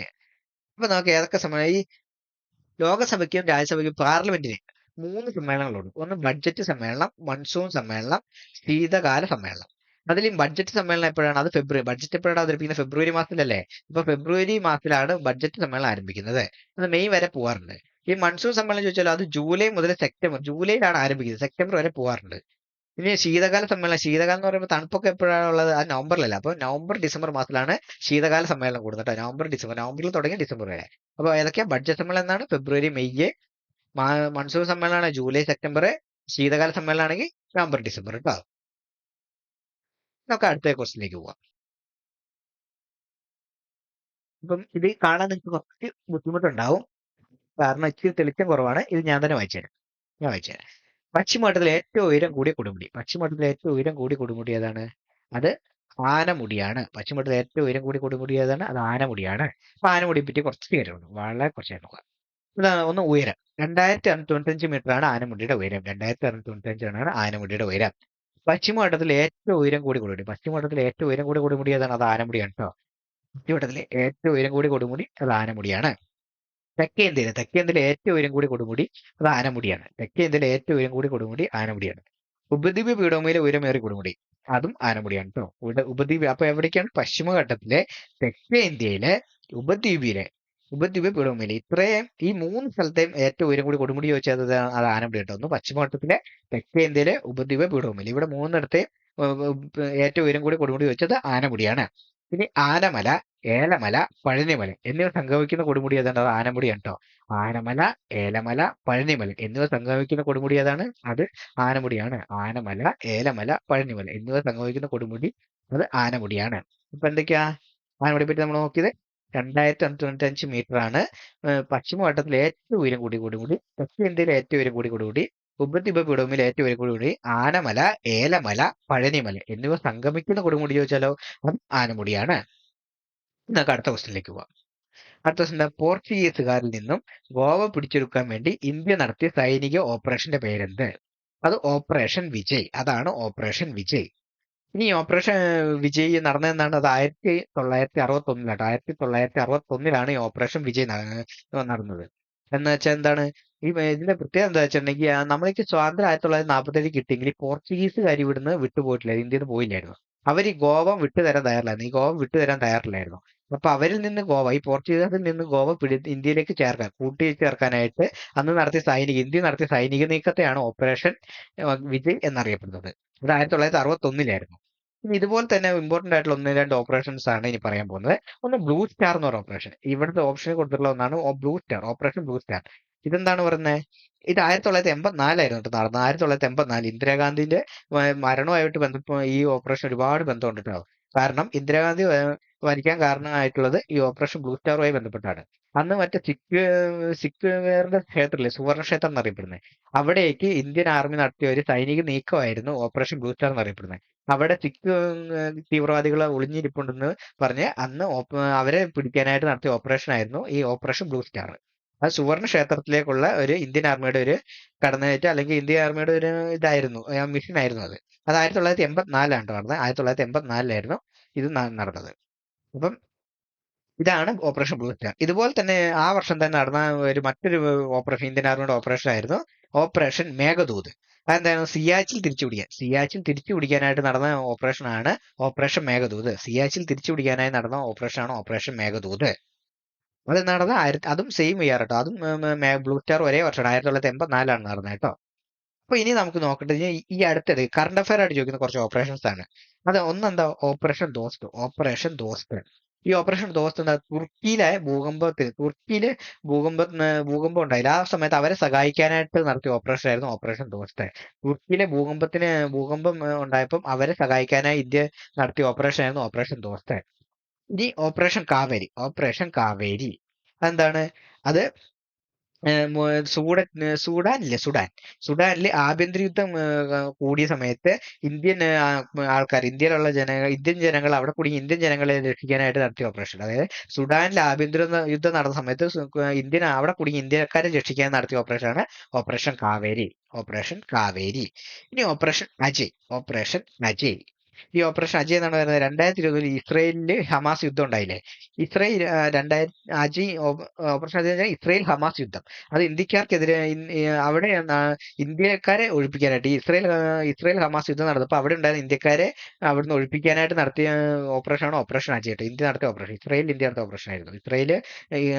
ഹമാസിൽ ഇന്ത്യ നടത്തിയ ഓപ്പറേഷൻ. ഇനി അടുത്താണ് ഓപ്പറേഷൻ ഇന്ദ്രാവതി എന്താണ്? അത് ഒരു ഇത് നേവി ഇതാട്ടോ, നേവിയുടെ ഒരു ഓപ്പറേഷൻ ആയിരുന്നു ഇത്. എന്ന് വെച്ചാൽ റെഡ് സീയില് നമ്മുടെ ഇന്ത്യൻ കപ്പലുകൾക്ക് എതിരെ കപ്പൽ കൊള്ളക്കാരിൽ നിന്നും സംരക്ഷണം നൽകാനായിട്ട് ഇന്ത്യൻ നേവി നടത്തിയ ദൗത്യമായിരുന്നു. റെഡ് സീയിൽ ഇന്ത്യൻ കപ്പലുകൾക്കെതിരെ കപ്പൽ കൊള്ളക്കാരുടെ ഒരു ഭീഷണി ഉണ്ടായിരുന്നു. അതിനെതിരെ ഇന്ത്യൻ നേവി നടത്തിയ ഒരു ദൗത്യമായിരുന്നു ഓപ്പറേഷൻ ഇന്ദ്രാവതി. ഓപ്പറേഷൻ സിന്ദൂർ എല്ലാവർക്കും അറിയുന്നതല്ലേ? പൽഗാം ഭീകരാക്രമണത്തിനെതിരെ ഇന്ത്യ നൽകിയ തിരിച്ചടിയാണ് ഓപ്പറേഷൻ സിന്ദൂർ എന്നറിയപ്പെടുന്നത്. ഓപ്പറേഷൻ സിന്ദൂർ എന്നറിയപ്പെടുന്നത് പൽഗാം ഭീകരാക്രമണത്തിനെതിരെ ഇന്ത്യ നടത്തിയ തിരിച്ചടിയാണ് ഓപ്പറേഷൻ സിന്ദൂർ എന്നറിയപ്പെടുന്നത്. ഇനിയുള്ളത് 4 ഏറ്റവും ലേറ്റസ്റ്റ് ഇമ്പോർട്ടന്റ് കേട്ടോ. Operation rising lion. ഇത് നമ്മുടെ ഇന്ത്യയുടെ ഓപ്പറേഷൻ അല്ല, ഇത് ഇസ്രയേലിന്റെ ഓപ്പറേഷൻ. അതായത് ഇസ്രയേൽ മറ്റേ ഇറാനെ ആക്രമിച്ചില്ല, അതിന് ഇസ്രയേൽ നൽകിയ പേരാണ് rising lion. Operation rising lion എന്നായിരുന്നു ഇസ്രയേൽ ഇറാനെ ആക്രമിക്കാൻ നടത്തിയ ഓപ്പറേഷന്റെ പേര്.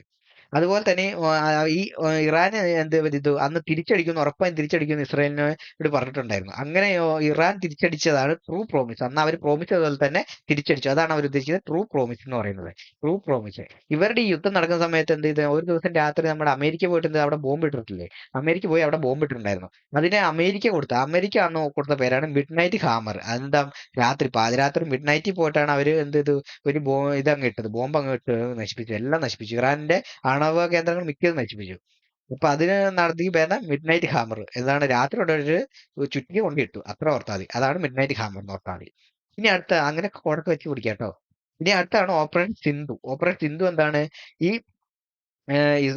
ഇറാനും ഇസ്രായേൽ യുദ്ധത്തിൽപ്പെട്ട ഇന്ത്യക്കാർ ഈ യുദ്ധത്തിനിടയ്ക്ക് പെട്ട ഇന്ത്യക്കാരെ രക്ഷിക്കാനായിട്ട് ഇന്ത്യ നടത്തിയ ഓപ്പറേഷൻ ആയിരുന്നു ഓപ്പറേഷൻ സിന്ധു എന്നറിയപ്പെടുന്നത്.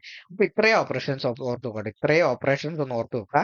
കാരണം ഇത്രയും ഇത് ഇടയ്ക്കിടയ്ക്ക് PSC ചോദിക്കുന്ന ഓപ്പറേഷൻസ്. അത് ഈ ലാസ്റ്റത്തെ 4എണ്ണം ഏറ്റവും ലേറ്റസ്റ്റ് ഏറ്റവും കറണ്ട് അഫയർ അടുത്ത കറണ്ട് അഫയർ ആണ്. അപ്പൊ അതാണ് ഏറ്റവും കൂടുതൽ ചോദിക്കാൻ സാധ്യതയുള്ള സാധനമാണ്. അപ്പൊ അതൊന്ന് ഓർത്ത് നോക്കുക. ഇനി നമുക്ക് അടുത്ത ചോദ്യത്തിലേക്ക് പോവാം. അടുത്ത ചോദ്യം എന്താണ്? ആഗോളതാപനവുമായി ബന്ധപ്പെട്ട വാതകം. ഇതിനകത്ത് പക്ഷെ അന്ന് ഉത്തരവില്ല. ഈ ചോദ്യം ഡിലീറ്റഡ് ആണ് ട്ടോ. ഈ ചോദ്യം ഡിലീറ്റഡ് ആണ്. കാരണം ആഗോളതാപനവുമായി ബന്ധപ്പെട്ട വാതകം എന്ന് വെച്ചിട്ടുണ്ടെങ്കിൽ ഇതിനകത്തില്ല. അത് ഏതൊക്കെയാണ് അതെന്ന് പറഞ്ഞിട്ടുണ്ടെങ്കിൽ ആഗോളതാപനവുമായി ബന്ധപ്പെട്ട വാതകങ്ങൾ വെച്ചിട്ടുണ്ടെങ്കിൽ അത് carbon dioxide, nitric oxide, അങ്ങനെയുള്ള കുറച്ച് സാധനങ്ങളാണ് കേട്ടോ. Carbon dioxide, methane, nitric oxide, CFC, ozone, ഇത്രയും സാധനങ്ങളാണ് ആഗോളതാപനവുമായി ബന്ധപ്പെട്ട വാതകം എന്നറിയപ്പെടുന്നത്. അത് പക്ഷെ ഇതിനകത്ത് ഓപ്ഷനിൽ ഇല്ലായിരുന്നു. അതുകൊണ്ടാണ് അത് അന്ന് ഡിലീറ്റ് ആയിപ്പോയത്. അപ്പം ആ പേരുകൾ ഒന്നുകൂടി ഒന്ന് പഠിച്ചിട്ടുണ്ട്. കാരണം അത് റിപ്പീറ്റഡ് ഒന്നുകൂടെ ചോദ്യം വന്നിട്ടുണ്ട്. അതുകൊണ്ട് ആ ചോദ്യം ആ ഒരു 5 പേര് കറക്റ്റ് ആയിട്ട് പഠിച്ചോളൂ. ഏതൊക്കെയാണ് ഹരിതഗ്രഹ വാതകങ്ങൾ എന്ന് ഓർത്ത് വെച്ചോട്ടോ. ഈ ഹരിതഗ്രഹ വാതകങ്ങൾ തന്നെയാണ് ആഗോളതാപനത്തിന് കാരണമാകുന്ന വാതകങ്ങൾ ചോദിച്ചാൽ. ഇനി അടുത്ത ക്വസ്റ്റൻ ആണ് കോറമാൻഡൽ. കോറമാൻഡൽ തീരം ഇന്ത്യയുടെ ഏത് തീരദേശവുമായി ബന്ധപ്പെട്ടിരിക്കുന്നു? കോറമാൻഡൽ തീരം ഏത് തീരദേശവുമായി ബന്ധപ്പെട്ടിരിക്കുന്നു? അത് കിഴക്കൻ തീരം കേട്ടോ. അത് കിഴക്കൻ തീരമായിട്ട് ബന്ധപ്പെട്ടിരിക്കുന്നു. അപ്പൊ നമുക്ക് തീരപ്രദേശങ്ങളെ പറ്റി കുറച്ച് കാര്യങ്ങൾ നോക്കാം. എന്താണ്? ഒന്ന് തീരപ്രദേശം, കിഴക്കൻ തീരപ്രദേശം രണ്ടായിട്ട് തരംതിരിച്ചിട്ടുണ്ട്. എന്താണ്? കോറമാൻഡൽ തീരമെന്നും വടക്കൻ സിർക്കാസ് ആട്ടോ. ഇത് സിർക്കാസ് ആണ്, ഒരു ടൈപ്പ് മിസ്റ്റേക്ക് ആണ്. സിർക്കാസ് ആണ് കേട്ടോ. വടക്കൻ സിർക്കാസ്. കോറമാൻഡൽ തീരം ഏതൊക്കെയാണ്? ഒന്ന് അല്ല, കിഴക്കൻ തീരം ഏതൊക്കെയാണ്? ഒന്ന് കോറമാൻഡൽ തീരം, ഒന്ന് വടക്കൻ സിർക്കാസ്. അത് ഈ തമിഴ്നാടിന്റെ തീരവും ആന്ധ്രാപ്രദേശിന്റെ തെക്കൻ തീരം, അതായത് തമിഴ്നാടിനോട് ചേർന്ന് കിടക്കുന്ന ആന്ധ്രാപ്രദേശിന്റെ തീരം, അതാണ് ആന്ധ്രാപ്രദേശിന്റെ തെക്കൻ തീരം എന്നറിയപ്പെടുന്നത്. അത് ചേർന്നതാണ് കോറമാൻഡൽ തീരം എന്നറിയപ്പെടുന്നത്. അതാണ് കോറമാൻഡൽ തീരം എന്നറിയപ്പെടുന്നത്. എന്തൊക്കെയാണ്? തമിഴ്നാടിന്റെ തീരവും ആന്ധ്രാപ്രദേശിന്റെ തെക്കൻ തീരവും കൂടി ചേർന്ന്.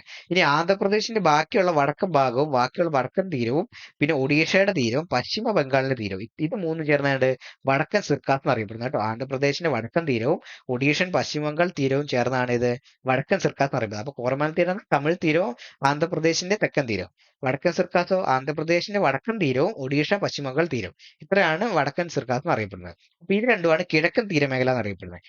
ഈ പശ്ചിമ തീരമേഖല അല്ലെങ്കിൽ പടിഞ്ഞാറൻ തീരമേഖല ഈ അവിടെ മൂന്നായിട്ടാണ് തിരിച്ചിരിക്കുന്നത്. അതിനെ മൂന്നായിട്ട് തിരിച്ചിട്ടുണ്ട്.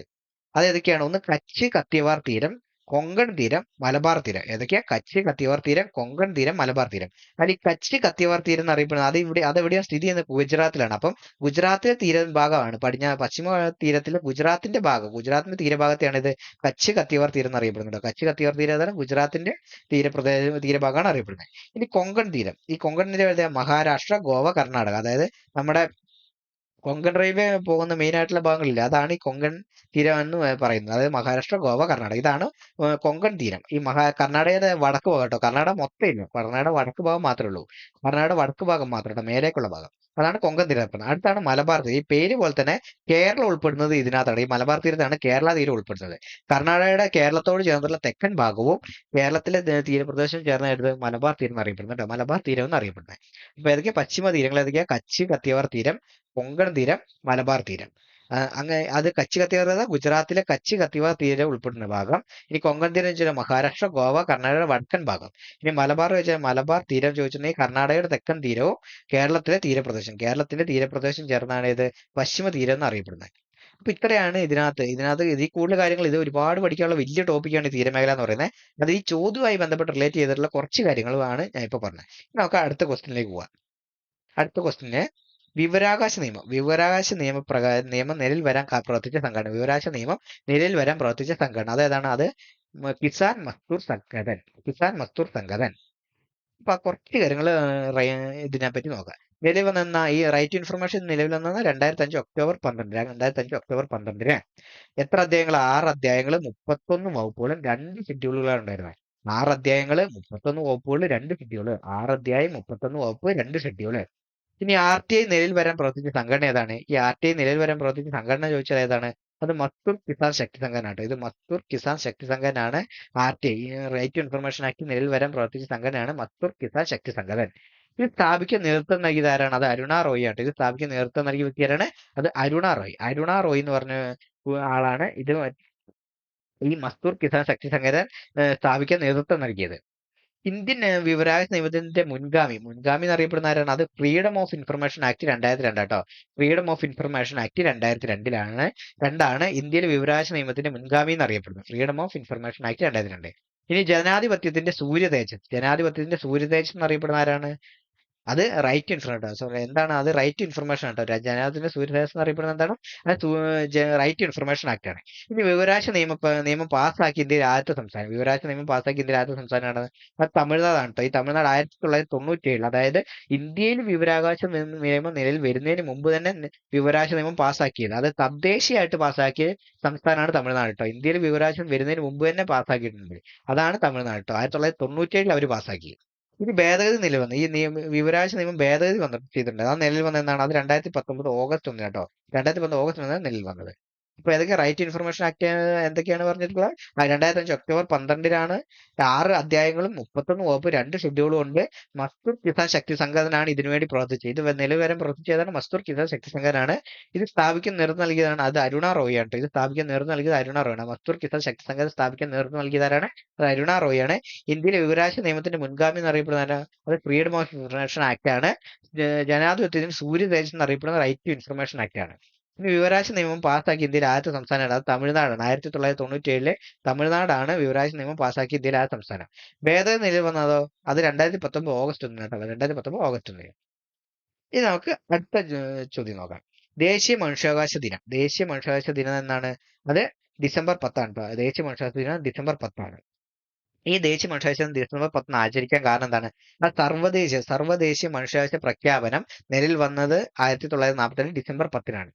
അതുകൊണ്ടാണ് അതെന്ത് അന്നേ ദിവസം ഡിസംബർ 10 മനുഷ്യാവകാശ ദിനമായിട്ട് ആചരിക്കുന്നത്. സർവ്വദേശീയ മനുഷ്യാവകാശ പ്രഖ്യാപനം നിലവിൽ വന്ന 1942 ഡിസംബർ 10 മനുഷ്യാവകാശ ദിനമായിട്ട് ആചരിക്കുന്നത്. ഈ മനുഷ്യാവകാശ ദിനം ഡിസംബർ 10 മനുഷ്യാവകാശ ദിനമായിട്ട് ആചരിക്കാൻ തുടങ്ങിയ വർഷം ചോദിച്ചാൽ അത് 1950 കേട്ടോ.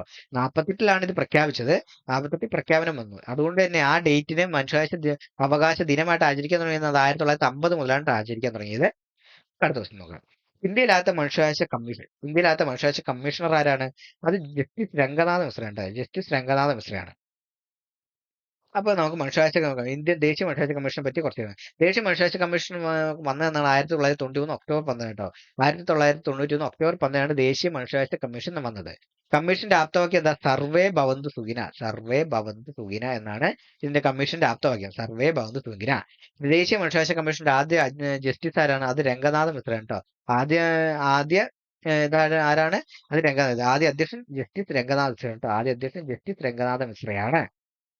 ഈ ദേശീയ മനുഷ്യാവകാശ കമ്മീഷനിൽ അംഗമായ ആദ്യ മലയാളി കേട്ടോ. അംഗമായ ആദ്യ മലയാളി ചോദിച്ചാൽ അതാണ് ജസ്റ്റിസ് ഫാത്തിമ ബീവി കേട്ടോ. ജസ്റ്റിസ് ഫാത്തിമ ബീവി ആണ്. എന്നാലോ അധ്യക്ഷനായ ആദ്യ മലയാളി ചോദിച്ചാൽ അത് ജസ്റ്റിസ് KG ബാലകൃഷ്ണൻ കേട്ടോ. Justice KG Balakrishnan. ചെറിയ കളറിന്റെ പ്രശ്നമുണ്ട്, അത് ഇന്ന് പറയാൻ ശ്രമിച്ചേട്ടോ. Justice KG Balakrishnan. ഇത് ജസ്റ്റിസ് KG ബാലകൃഷ്ണനാണ് ആദ്യ മലയാളി അധ്യക്ഷൻ. ഏറ്റവും കൂടുതൽ അധ്യക്ഷനായിരുന്നതും അദ്ദേഹമായിരുന്നു കേട്ടോ. ജസ്റ്റിസ് KG ബാലകൃഷ്ണനാണ് ഏറ്റവും കൂടുതൽ കാലം ഇതിന്റെ അധ്യക്ഷനായിരുന്നതും അദ്ദേഹമാണ്. ആദ്യത്തെ മലയാളിയായ അധ്യക്ഷൻ ചോദിച്ചാലും അദ്ദേഹമാണ് കേട്ടോ. അത്രയും ഇമ്പോർട്ടന്റ് ആണ് പുള്ളി.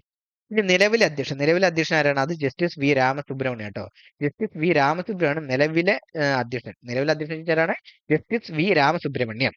ഇനി 2019 ഭേദഗതി പ്രകാരം 5 സ്ഥിരാംഗങ്ങളും ഒരു ചെയർമാനും ഉൾപ്പെടെ 6 പേര്. 5 സ്ഥിരാംഗങ്ങൾ ഒരു ചെയർമാൻ ഉൾപ്പെടെ 6 പേര് കേട്ടോ. 6 പേരാണ് മൊത്തം ഉള്ളത്. 5 സ്ഥിരാംഗങ്ങളും ഒരു ചെയർമാൻ ഉൾപ്പെടെ 6 പേരാണ് ഇതിനകത്ത് അംഗം ഉള്ളത്.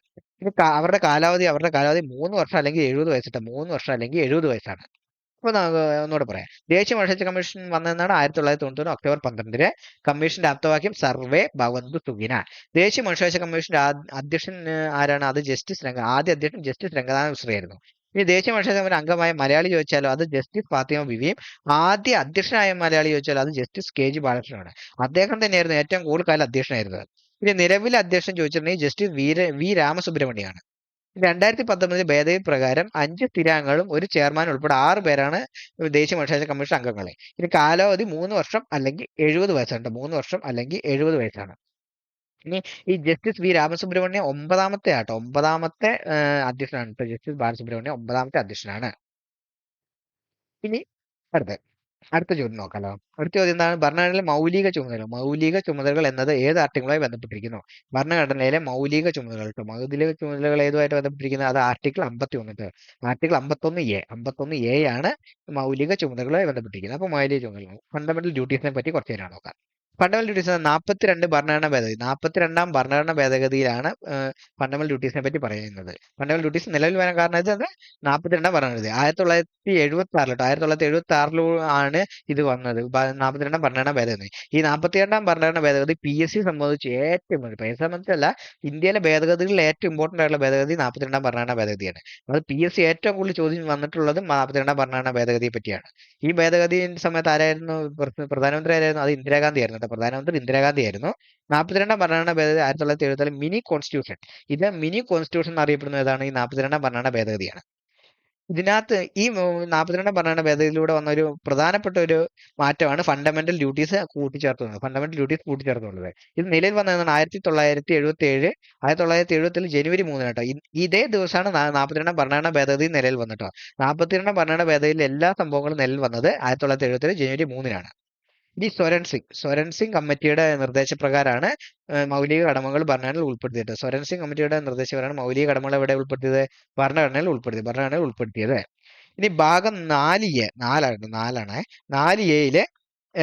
ഇത് എന്താ ഉൾപ്പെടുത്തിയിരിക്കുന്നത്? ഫണ്ടമെന്റൽ ഡ്യൂട്ടീസ് ഉൾപ്പെടുത്തിയിരിക്കുന്നത് ആർട്ടിക്കിൾ 51A ഫണ്ടമെന്റൽ ഡ്യൂട്ടീസ് കൂട്ടിച്ചേർക്കുന്നത്. ഭാഗം 4A article 51A fundamental duties കൂട്ടിച്ചേർക്കുന്നത്. റഷ്യയിൽ നിന്നുമാണ് കടമെടുത്തിരിക്കുന്നത്. എവിടുന്നാണ് കടമെടുത്തിരിക്കുന്നത്? റഷ്യയിൽ നിന്നാണ് കേട്ടോ കടമെടുത്തിരിക്കുന്നത്. റഷ്യയിൽ നിന്നാണ് ഇത് കടമെടുത്തിരിക്കുന്നത്. പിന്നെ 1976 10 മൗലിക കടമകളാണ്. ഇപ്പൊ 1976 ഇത് നിലവിൽ വന്നില്ല. ഈ ഫണ്ടമെന്റൽ ഡ്യൂട്ടീസ് നിലവിൽ വരുന്ന സമയത്ത് എത്ര മൗലിക കടമകൾ ഉണ്ടായിരുന്നു? 10 മൗലിക കടമകളെ നിലവിലുണ്ടായിരുന്നുള്ളൂ.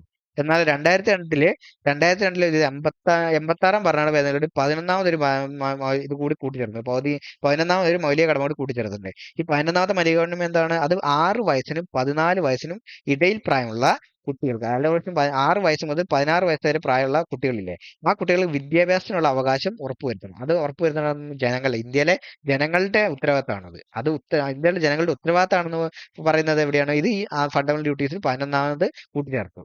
അതാണ് 2002 86ാം ഭരണഘടനാ ഭേദഗതി. അത് ഈ 6 മുതൽ 14 വയസ്സുള്ള കുട്ടികളുടെ വിദ്യാഭ്യാസപരമായിട്ട് ബന്ധപ്പെട്ട എല്ലാ മാറ്റങ്ങളും ഭരണഘടന കൊണ്ടുവന്ന ഏതാണ്? 86ാം ഭരണഘടന. അതില് ഫണ്ടമെന്റൽ ഡ്യൂട്ടീസിലേക്ക് ഒരു ഇത് ആഡ് ചെയ്യുകയും ചെയ്തിട്ടുണ്ട്. അതാണ് 86ാം ഭരണഘടനാ ഭേദഗതിയിൽ വന്ന മാറ്റം. ഇത് നോൺ ജസ്റ്റിഫിസിബിൾ ആട്ടെ. ഈ ഫണ്ടമെന്റൽ ഡ്യൂട്ടീസ് എന്താണ്? നോൺ ജസ്റ്റിഫിസിബിൾ ആണ്. അപ്പോൾ 42ാം ഭരണഘടനാ ഭേദഗതിയിൽ 1976 ഇത് ഫണ്ടമെന്റൽ ഡ്യൂട്ടീസ് വന്നത്. 1977 ജനുവരി 3-നാണ് ഇത് നിലവിൽ വന്നത്. സ്വരൺ സിംഗ് കമ്മിറ്റിയുടെ നിർദ്ദേശപ്രകാരമാണ് എന്ത് മൗലിക കടമകൾ കൂട്ടിച്ചേർത്തട്ടോ. സ്വരൺ സിംഗ് കമ്മിറ്റി, അത് പ്രത്യേകം ഓർത്തത്, സ്വരൺ സിംഗ് കമ്മിറ്റിയുടെ നിർദ്ദേശപ്രകാരം. ഭാഗം 4A ഉൾപ്പെടുത്തിയിരിക്കുന്നു ആർട്ടിക്കിൾ 51A. റഷ്യയിൽ നിന്നുമാണ് ഇത് കടമെടുത്തത്. റഷ്യയിൽ നിന്നുമാണ് എടുത്തിരിക്കുന്നത്. 1976 10 മൗലിക കടമകളാണ് ഉണ്ടായിരുന്നത്. 1976 എത്ര കടമകളാണ്? 10 മൗലിക കടമകളാണ് ഉണ്ടായിരുന്നത്. 2002 86ാം ഭരണഘടനാ ഭേദഗതിയിലൂടെ 11ാമത് മൗലിക കടമ കൂട്ടിച്ചേർത്തു. 2002 86ാം ഭരണഘടനാ ഭേദഗതിയിലൂടെ 11ാമത്തെ മൗലിക കടമ കൂട്ടിച്ചേർത്തു. ഇത് നോൺ ജസ്റ്റിസബിൾ ആട്ടോ. ഈ മൗലിക കടമ എന്താണ്? നോൺ ജസ്റ്റിസബിൾ ആണ്. ഇനി നമുക്ക് അടുത്ത ചോദ്യം നോക്കാം. ഭരണഘടനയുടെ ആത്മാവും ഹൃദയവും എന്ന് 32ാം വകുപ്പിനെ ഭരണഘടനയുടെ ആത്മാവും ഹൃദയവും എന്ന് വിശേഷിപ്പിച്ചാരാണ്? അത് BR അംബേദ്കർ ആണ്. ആർട്ടിക്കിൾ 32 ഭരണഘടനയുടെ പരമായ പ്രതിവിധിക്കുള്ള അവകാശം. ഭരണഘടനാപരമായ പ്രതിവിധിക്കുള്ള അവകാശം എന്ന് പറയുന്ന ഏതാണ്? ആർട്ടിക്കിൾ 32 ആണ്. മൗലിക അവകാശങ്ങളിൽ മൗലികമായത് എന്നറിയപ്പെടുന്ന ഏതാണ്? 32. മൗലിക അവകാശങ്ങളിൽ മൗലികമായത് എന്നറിയപ്പെടുന്നതാണ് 32 അനുച്ഛേദമാണ്. മൗലിക അവകാശങ്ങളിൽ മൗലികമായെന്ന് അറിയപ്പെടുന്ന 32 അനുച്ഛേദമാണ്. ഒരു വ്യക്തിക്ക് തന്റെ മൗലിക അവകാശങ്ങൾ ലംഘിക്കപ്പെട്ടാൽ അവ പുനഃസ്ഥാപിക്കുന്നതിന് സുപ്രീം കോടതി നേരിട്ട് സമീപിക്കാനുള്ള അവകാശം അനുച്ഛേദം 32 ലഭിക്കുന്നു. ഒരു വ്യക്തിക്ക് തന്നെ മൗലിക അവകാശങ്ങൾ ലംഘിക്കപ്പെട്ടാൽ അവ പുനഃസ്ഥാപിക്കുന്നതിന് സുപ്രീം കോടതി നേരിട്ട് സമീപിക്കാനുള്ള അവകാശം അനുച്ഛേദം 32 ലഭിക്കും. 32-ലാണ് ഇതുള്ളത്. ഈ 32 ഏറ്റവും വലിയ പ്രത്യേകത അതാണ് കേട്ടോ. ഒരു വ്യക്തിക്ക് തന്റെ മൗലിക അവകാശങ്ങൾ ലംഘിക്കപ്പെട്ടാൽ അവ പുനഃസ്ഥാപിക്കാൻ സുപ്രീം കോടതി നേരിട്ട് സമീപിക്കാനുള്ള അവകാശമാണ് അനുച്ഛേദം 32-ലുള്ളത്. ഇനി സുപ്രീം കോടതി റിട്ട് കേട്ടോ. ഈ വാക്ക് ഓർത്ത് വെച്ചാൽ റിട്ട്. അത് സുപ്രീം കോടതി പുറപ്പെടുവിക്കുന്നത് 32ാം അനുച്ഛേദ പ്രകാരം കേട്ടോ. 32ാം അനുച്ഛേദ പ്രകാരമാണ് സുപ്രീം കോടതി റിട്ട് പറയുന്നത്. അപ്പൊ ഹൈക്കോടതി റിട്ട് പുറപ്പെടുവിക്കുന്നതോ അത് 226 വകുപ്പ് പ്രകാരം കേട്ടോ. 226 അനുച്ഛേദ പ്രകാരമാണ് ഹൈക്കോടതി റിട്ട് പുറപ്പെടുവിക്കുന്നത്. സുപ്രീം കോടതി ആണെങ്കിൽ 32ാം വകുപ്പ്, അത് ഓർത്തിരിക്കുക കേട്ടോ. 226 ഇത് ഹൈക്കോടതി കേട്ടോ. 226 ഹൈക്കോടതിന്റെ. സുപ്രീം കോടതിന്റെ അത് 32-ഉം ഹൈക്കോടതിന്റെ 226-മാണ്. ഇനി റിട്ടുകൾ, ഈ 5 റിട്ടുകളുണ്ട്. അതിന്റെ പേരൊന്ന് ഓർത്ത് വെച്ചോ. ഹേബിയസ് കോർപ്പസ്, മാൻഡമസ്, പ്രൊഹിബിഷൻ, കോ വാറന്റോ സെൻഷറി. ഏതൊക്കെയാ? ഹേബിയസ് കോർപ്പസ്, മാൻഡമസ്, പ്രൊഹിബിഷൻ, കോ വാറന്റോ സെൻഷറി. ഇനി ആർട്ടിക്കിൾ 32 എന്താണ്? ഭരണഘടന പറയാൻ പ്രതിവിധിക്കുള്ള അവകാശമാണ്. മൗലിക അവകാശങ്ങൾ മൗലികമായെന്ന് അറിയപ്പെടുന്നതാണ് 32 ഒരു വ്യക്തിക്ക് തന്നെ മൗലിക അവകാശം ലംഘിക്കപ്പെട്ടുള്ള അവ പുനഃസ്ഥാപിക്കുന്നതിന് സുപ്രീം കോടതി നേരിട്ട് സമീപിക്കാനുള്ള അവകാശം അനുച്ഛേദം 32 കേട്ടോ ഉള്ളത്. സുപ്രീം കോടതി റിട്ട് പ്രവർത്തിക്കുന്ന ഏതാ? 32 അനുച്ഛേദ പ്രകാരമാണ്. അപ്പൊ ഇനി നമുക്ക് അടുത്ത ക്വസ്റ്റിനിലേക്ക് പോകാം. അത് തന്നെ സ്വത്തവകാശം മൗലിക അവകാശം നിന്ന് നീക്കം ചെയ്ത ഭരണഘടനാ ഭേദഗതി. സ്വത്തവകാശം മൗലിക അവകാശത്തിൽ നിന്ന് നീക്കം ചെയ്ത ഭരണഘടനാ ഭേദഗതി ഏതാണ്? അത് ചോദിച്ചിട്ടുണ്ടെങ്കിൽ അത് 44 ഭേദഗതി കേട്ടോ. 44 ഭേദഗതിയാണ് സ്വത്തവകാശം മൗലിക അവകാശത്തിൽ നിന്ന് നീക്കം ചെയ്ത ഭേദഗതി. ഇപ്പൊ 44 ഭേദഗതിയെ പറ്റി കുറച്ച് നേരം നോക്കാം. ഇപ്പൊ പ്രധാനമന്ത്രി അന്ന് ആരായിരുന്നു? അന്ന് പ്രധാനമന്ത്രി എന്ന് പറഞ്ഞാൽ മൊറാർജി ദേശായി ആയിരുന്നു കേട്ടോ. മൊറാർജി ദേശായി ആയിരുന്നു അന്ന് പ്രധാനമന്ത്രി. പ്രസിഡന്റോ അത് നീല സഞ്ജീവ് റെഡ്ഡി കേട്ടോ. പ്രസിഡന്റ് നീല സഞ്ജീവ് റെഡ്ഡി. ലോകസഭാ കാലാവധി 6 വർഷത്തിൽ നിന്ന് 5 വർഷമാക്കി. ആ സമയത്ത് വരെ അടിയന്തരാവസ്ഥ വെച്ചുകൊണ്ട് ലോകസഭയുടെ കാലാവധി 6 വർഷമാക്കി നീട്ടിയിട്ടുണ്ടായിരുന്നു. അതിനെ തിരിച്ച് 5 വർഷമാക്കിയത് ആരാണ്? അത് ഈ 42 ഭേദഗതിയിലൂടെ മൊറാർജി ദേശായി 44 ഭേദഗതിയിലൂടെയാണ് അത് മാറ്റിയിട്ടുള്ളത്. 44 ഭേദഗതിയിലൂടെ മൊറാർജി ദേശായാണ് ലോകസഭാ കാലാവധി 6 നിന്ന് 5 മാറ്റിയത്. ഇനി സ്വത്തവകാശത്തെ മൗലിക അവകാശത്തിൽ നിന്ന് എന്താക്കി? നിയമാവകാശം. അത് ഓർത്തത്, നിയമാവകാശമാക്കിയിട്ടുണ്ട് കേട്ടോ. ഇത് കൂട്ടിച്ചേർത്ത് ഈ സ്വത്തവകാശം കൂട്ടിച്ചേർത്ത വകുപ്പ് ഏതാണ്? അത് 3A കൂട്ടിച്ചേർത്തത്. ഇതിനകത്ത് ഇന്നാള് പ്രീവിയസ് ക്വസ്റ്റൻ ആണ് 30A എന്ന് വന്നിട്ടുണ്ട്. 30A എന്ന് വന്നിട്ടുണ്ടായിരുന്നു. അത് തെറ്റാണ്. 300A ആണ്. 300A ആണ്, 30A അല്ല. അത് നമുക്ക് ഓപ്ഷനിൽ എന്തായിരുന്നു? 300Aക്ക് വരെ 30A എന്നായിരുന്നു മറ്റേ സ്റ്റേറ്റ്മെന്റ് ആയിട്ട് തന്നിരുന്നത്. അപ്പൊ പെട്ടെന്ന് കാണുമ്പോൾ നമ്മൾ എന്ത് ചെയ്യും? 30A എന്ന് പോയിട്ട് കിടക്കും. അങ്ങനെ ധൃതി പിടിക്കരുത്. സ്റ്റേറ്റ്മെന്റ് ഒക്കെ ശരിക്കും വായിച്ചു നോക്കിയിട്ട് മാത്രമേ നമ്മൾ ഉത്തരം ചെയ്യാൻ പാടുള്ളൂ. അപ്പൊ 300A കേട്ടോ. ഇനി ഭരണഘടനാ ഭേദഗതി വരുത്തിയ പട്ടിക ഏതാണ്? അത് 9ാം പട്ടികയാട്ടോ. ഈ 44 ഭേദഗതി വരുത്തിയ പട്ടിക ഏതാണ്? അത് 9ാം പട്ടികയാണ്. ഇനി ആർട്ടിക്കിൾ 352 പ്രകാരം അടിയന്തരാവസ്ഥ പ്രഖ്യാപിക്കാൻ ഒരു കാരണമായിരുന്നു ആഭ്യന്തര അസ്വസ്ഥത എന്ന് പറയുന്നത്. ഈ ആഭ്യന്തര അസ്വസ്ഥത എന്ന് പറഞ്ഞ വാക്ക് ഉള്ളത് കൊണ്ടായിരുന്നു അന്ന് ഇന്ദിരാഗാന്ധി അന്ന് അടിയന്തരാവസ്ഥ പ്രഖ്യാപിക്കേണ്ടി വന്നത്. അപ്പൊ അങ്ങനെ ആഭ്യന്തര അസ്വസ്ഥത എന്ന വാക്ക് ഇതുമൂലം അടിയന്തരാവസ്ഥ പ്രഖ്യാപിക്കാൻ ഒരിക്കലും പാടില്ല. അങ്ങനെ ഇനി അടിയന്തരാവസ്ഥ പ്രഖ്യാപിക്കുമ്പോൾ അതിന് അതുപോലത്തെ വലിയ പ്രശ്നങ്ങളും കാരണങ്ങളും ഉണ്ടാവണമെന്ന് തീരുമാനിച്ച് മൊറാർജി ദേശായി എന്ത് ചെയ്തു? ഈ ആഭ്യന്തര അസ്വസ്ഥതയ്ക്ക് പകരം സായുധ വിപ്ലവം എന്ന വാക്ക് എന്ത് ചെയ്തു? അതിനകത്ത് ആഡ് ചെയ്യാണ് ചെയ്തത്. ഈ 44 ഭേദഗതിയിലൂടെ അടിയന്തരാവസ്ഥയിലെ ആഭ്യന്തര അസ്വസ്ഥത എന്ന് മാറ്റിയിട്ട് സായുധ വിപ്ലവം എന്ന പദം കൂട്ടിച്ചേർത്തു. ഇനി ദേശീയ അടിയന്തരാവസ്ഥയിൽ ആർട്ടിക്കിൾ 20-21 എന്ത് മാറ്റം വന്നു, എന്തൊക്കെ പ്രശ്നങ്ങളുണ്ടായാലും 20-21 റദ്ദ് ചെയ്യാൻ പാടില്ല. അടിയന്തരാവസ്ഥയിൽ എന്തൊക്കെ പ്രശ്നം വന്നാലും ഈ ആർട്ടിക്കിൾ 20-21 റദ്ദ് ചെയ്യാൻ പാടില്ല എന്ന് വ്യവസ്ഥ ചെയ്ത ഭരണഘടനാ ഭേദഗതി ഏതാണ്? അത് 44 ഭരണഘടനാ ഭേദഗതിയാണ് കേട്ടോ. 20-21 റദ്ദ് ചെയ്യാനേ പാടില്ല എന്ന് പറയുന്നതാണ് 44 ഭേദഗതിയാണ്. അപ്പൊ എന്തൊക്കെയാണ്? മൊറാർജി ദേശായി ആണ് അന്നത്തെ പ്രധാനമന്ത്രി. പ്രസിഡന്റ് നീല സഞ്ജീവ് റെഡ്ഡി. ലോകസഭയുടെ കാലാവധി 6 നിന്ന് 5 ആക്കി. സ്വത്തവകാശം മൗലികാവകാശം നിന്ന് നിയമാവകാശമാക്കി. ഭരണഘടനയിൽ കൂട്ടിച്ചേർത്ത വകുപ്പ് ഏതാണ്? 300A ആണ്. ഭരണഘടനയിൽ ഭേദഗതി വരുത്തിയ പട്ടിക 9ാം പട്ടികയാണ്. ഇത് ആർട്ടിക്കിളിൽ ആഭ്യന്തര അസ്വസ്ഥത എന്നുള്ളത് സായുധ വിപ്ലവം ആക്കി. ദേശീയ അടിയന്തരാവസ്ഥ കാലത്ത് ആർട്ടിക്കിൾ 20-21 റദ്ദ് ചെയ്യാൻ കഴിയില്ലെന്ന് വ്യവസ്ഥ ചെയ്ത ഭരണഘടനാ ഭേദഗതിയാണ് ഇത് 44ാം ഭേദഗതി. ഇനി നമുക്ക് അടുത്ത ക്വസ്റ്റ്യൻ നോക്കാം. അടുത്ത ക്വസ്റ്റ്യൻ സ്റ്റേറ്റ്മെന്റ് ക്വസ്റ്റ്യൻ ആണ്. ഇത് 1ാം പഞ്ചവത്സര പദ്ധതിയെ പറ്റിയാണ്. 1ാം പഞ്ചവത്സര പദ്ധതിയെ പറ്റി പറയുന്ന സ്റ്റേറ്റ്മെന്റ് ആണ് ഇത്. ഇതിൽ 1950 1ാം പഞ്ചവത്സര പദ്ധതി ആരംഭിച്ചത്. അതിനകത്ത് ഇത് തെറ്റായ പ്രസ്താവന കേട്ടോ ചോദിച്ചത്. തെറ്റായ പ്രസ്താവന, അത് പ്രത്യേകം നോക്കുക. തെറ്റായ പ്രസ്താവന എന്നുള്ളത് ശ്രദ്ധിച്ചു കേട്ടോ. തെറ്റാണ് ശരിയാണെന്നുള്ളത് ഈ സ്റ്റേറ്റ്മെന്റ് ക്വസ്റ്റ്യനിൽ ആദ്യം ശ്രദ്ധിക്കേണ്ടത് അതാണ്. 1950 1ാം പഞ്ചവത്സര പദ്ധതി ആരംഭിച്ചു. 1ാം പഞ്ചവത്സര പദ്ധതി 1950 ആരംഭിച്ചത്? അല്ല, 1951 1951 ആരംഭിച്ചത്. അപ്പോൾ അത് തെറ്റായൊരു സ്റ്റേറ്റ്മെന്റ് ആണ്. 1950 അല്ല, 1951 തെറ്റായ പ്രസ്താവനയുണ്ട്. ഇനി 1ാം പഞ്ചവത്സര പദ്ധതി ഉപാധ്യക്ഷൻ ആരായിരുന്നു? അത് ഗുൽസാരിലാൽ നന്ദയായിരുന്നു കേട്ടോ. അത് ഗുൽസാരിലാൽ നന്ദയായിരുന്നു. ഈ സ്റ്റേറ്റ്മെന്റ് ശരിയാണ്. 1ാം പഞ്ചവത്സര പദ്ധതിയുടെ ഉപാധ്യക്ഷൻ ആരായിരുന്നു? അത് ഗുൽസാരിലാൽ നന്ദയായിരുന്നു. ഇനി ഇതിന്റെ ലക്ഷ്യം എന്തായിരുന്നു? 1ാം പഞ്ചവത്സര ലക്ഷ്യം കാർഷിക പുരോഗതി തന്നെയായിരുന്നു കേട്ടോ. 1ാം പഞ്ചവത്സര ലക്ഷ്യം കാർഷിക പുരോഗതിയായിരുന്നു. പ്രധാന ലക്ഷ്യം അത് തന്നെയാണ് കേട്ടോ. 1ാം പഞ്ചവത്സര പദ്ധതിയുടെ പ്രധാന ലക്ഷ്യം എന്തായിരുന്നു? കാർഷിക പുരോഗതി തന്നെയായിരുന്നു. ഇനി 4ാമത്തെ സ്റ്റേറ്റ്മെന്റ് എന്താ? സോവിയറ്റ് യൂണിയന്റെ സഹായത്തോടെ ഇന്ത്യയിൽ ഉരുക്ക് നിർമ്മാണം, നമ്മൾ മുമ്പ് ഒരു ഉരുക്ക് നിർമ്മാണശാല നോക്കിയില്ലായിരുന്നു, അതിനകത്ത് പറയുന്നുണ്ട് സോവിയറ്റ് യൂണിയൻ സഹായത്തോടെ ആരംഭിച്ച ഈ ഉരുക്ക് നിർമ്മാണശാല. അത് 1ാം പഞ്ചവത്സര പദ്ധതി കാലത്താണ്? അല്ല, ഒരിക്കലും അല്ല. അത് 2ാം പഞ്ചവത്സര കേട്ടോ. ഇതേതാണ്? 2ാം പഞ്ചവത്സര പദ്ധതി കാലത്താണ്. 2ാം പഞ്ചവത്സരം. അപ്പൊ ഇതെന്താണ്? തെറ്റാണ്. 2ാം പഞ്ചവത്സര കാലത്താണ്. അതുകൊണ്ട് തന്നെ 1ഉം 4ഉം എന്താണ്? തെറ്റാണ്. അപ്പൊ ഒന്നാമത്തെ എന്താ പറയുന്നത്? 1950 അല്ല, 51 1ാം പഞ്ചവത്സര പദ്ധതി ആരംഭിക്കുന്നത്. 1ാം പഞ്ചവത്സര പദ്ധതി ഉപാധ്യക്ഷൻ ഗുൽസാരിലാൽ നന്ദയായിരുന്നു. ലക്ഷ്യം കാർഷിക പുരോഗതിയായിരുന്നു. സോവിയറ്റ് യൂണിയന്റെ സഹായത്തോടെ ഇന്ത്യയിൽ ഉരുക്ക് നിർമ്മാണശാല ആരംഭിച്ചത് 2ാം പഞ്ചവത്സര പദ്ധതി കേട്ടോ. 2ാം പഞ്ചവത്സര. അപ്പൊ ഇതിന്റെ ആൻസർ എന്താണ്? 1ഉം 4ഉം. കാരണം തെറ്റായതാണ്. ഏതൊക്കെ തെറ്റായത്? 1ഉം 4ഉം തെറ്റായത്. നമുക്ക് അടുത്ത ക്വസ്റ്റ്യൻ നോക്കാം. ഇനി ഭരണഘടനാ നിർമ്മാണ സഭയുടെ ബന്ധപ്പെട്ട ശരിയായ പ്രസ്താവന. ഇത് ഭരണഘടന നിർമ്മാണവുമായി ബന്ധപ്പെട്ട ശരിയായ പ്രസ്താവന ഏതൊക്കെയാണ് ചോദിച്ചിരിക്കുന്നത്. ഏതാവുന്നു ഭരണഘടനാ നിർമ്മാണ സഭയുടെ ആദ്യ യോഗം ചേർന്ന് 1946 ഡിസംബർ 9-നാണ്. അത് ശരിയാണോ? അത് ശരിയാണ് ട്ടോ. ഇത് ശരിയായ പ്രസ്താവനയാണ് ചോദിച്ചിരിക്കുന്നത്. അപ്പൊ 1946 ഡിസംബർ 9-നാണ് ആദ്യ യോഗം ചേർന്നത്. അത് ശരിയാണ്. ഇത് പ്രായപൂർത്തി വോട്ടവകാശത്തിന്റെ അടിസ്ഥാനത്തിൽ ഭരണഘടനാ നിർമ്മാണ സമിതിയുടെ അംഗങ്ങളെ തിരഞ്ഞെടുക്കുന്നത്. പ്രായപൂർത്തി വോട്ടവകാശമാണോ? പ്രായപൂർത്തി വോട്ടവകാശം ആയിരുന്നോ? അല്ല, പ്രായപൂർത്തി വോട്ടവകാശം അല്ലായിരുന്നു കേട്ടോ. പ്രായപൂർത്തി വോട്ടവകാശം അല്ല. ഇത് ആനുപാതിക പ്രാതിനിധ്യ വ്യവസ്ഥയിലാണ് ഇത് അന്ന് ആൾക്കാരെ തെരഞ്ഞെടുത്തിരുന്നത്. അന്ന് അതിനകത്തുള്ള അംഗങ്ങളെ തെരഞ്ഞെടുത്തിരുന്നത്. ആനുപാതിക പ്രാതിനിധ്യ വ്യവസ്ഥയിലുള്ള ഏക കൈമാറ്റ വോട്ട് സമ്പ്രദായമായിരുന്നു അന്ന് ഉപയോഗിച്ചത്. ഒപ്പം ഇതിനകത്ത് നമ്മുടെ ഈ നാട്ടുരാജ്യങ്ങളില്ല, നാട്ടുരാജ്യങ്ങൾ ഭരിച്ചിരുന്ന രാജാക്കന്മാരായിരുന്നു. അപ്പൊ രാജാക്കന്മാർ നിർദ്ദേശിക്കുന്ന ആൾക്കാർ അവരുടെ നാട്ടുരാജ്യങ്ങളിൽ നിന്നും ഈ പ്രൊവിൻസുകളിൽ ഇവർക്ക് ഈ ബ്രിട്ടീഷുകാർ പ്രൊവിൻസുകളിൽ നിന്നാണ് ആനുപാതിക പ്രാതിനിധ്യ വ്യവസ്ഥയിൽ വോട്ട് ചെയ്ത് ആൾക്കാർ തിരഞ്ഞെടുക്കുക. പ്രായപൂർത്തി വോട്ടവകാശം അല്ലായിരുന്നു കേട്ടോ. അത് പ്രത്യേകം ശ്രദ്ധിക്കണം. അത് തെറ്റാണ്. പ്രായപൂർത്തി അല്ല, ആനുപാതിക പ്രാതിനിധ്യമായിരുന്നു. പ്രായപൂർത്തി വോട്ടവകാശം അല്ലായിരുന്നു. പിന്നെ 1946 ലക്ഷ്യപ്രമേയം അവതരിപ്പിച്ച ജവഹർലാൽ. അതെ, 1900 ലക്ഷ്യപ്രമേയം അവതരിപ്പിച്ച ജവഹർലാൽ നെഹ്റു ആയിരുന്നു. ഈ ലക്ഷ്യപ്രമേയമാണ് പിന്നീട് എന്തായി മാറിയത്? നമ്മുടെ ഭരണഘടനയുടെ ആമുഖമായിട്ട് മാറുന്നത്. ഈ ലക്ഷ്യപ്രമേയമാണ് പിന്നീട് നമ്മുടെ ഭരണഘടനയുടെ ആമുഖമായിട്ട് മാറുന്നത്. അപ്പൊ ഇതിനകത്ത് ശരി ഏതൊക്കെയാ? 1ഉം 3ഉം. സി ആണ് ശരി. ഇനി ഇന്ത്യയിൽ ആദ്യമായി തെരഞ്ഞെടുപ്പ് കമ്മീഷൻ രൂപീകരിച്ചപ്പോൾ അധ്യക്ഷൻ ആരായിരുന്നു? അത് സുകുമാർ സെൻ ആയിരുന്നു കേട്ടോ. അധ്യക്ഷൻ ആരായിരുന്നു? അത് സുകുമാർ സെൻ ആയിരുന്നു കേട്ടോ. ഇന്ത്യയിൽ ആദ്യമായി തെരഞ്ഞെടുപ്പ് കമ്മീഷൻ രൂപീകരിച്ചപ്പോൾ അധ്യക്ഷൻ ആരായിരുന്നു? സുകുമാർ സെൻ ആയിരുന്നു.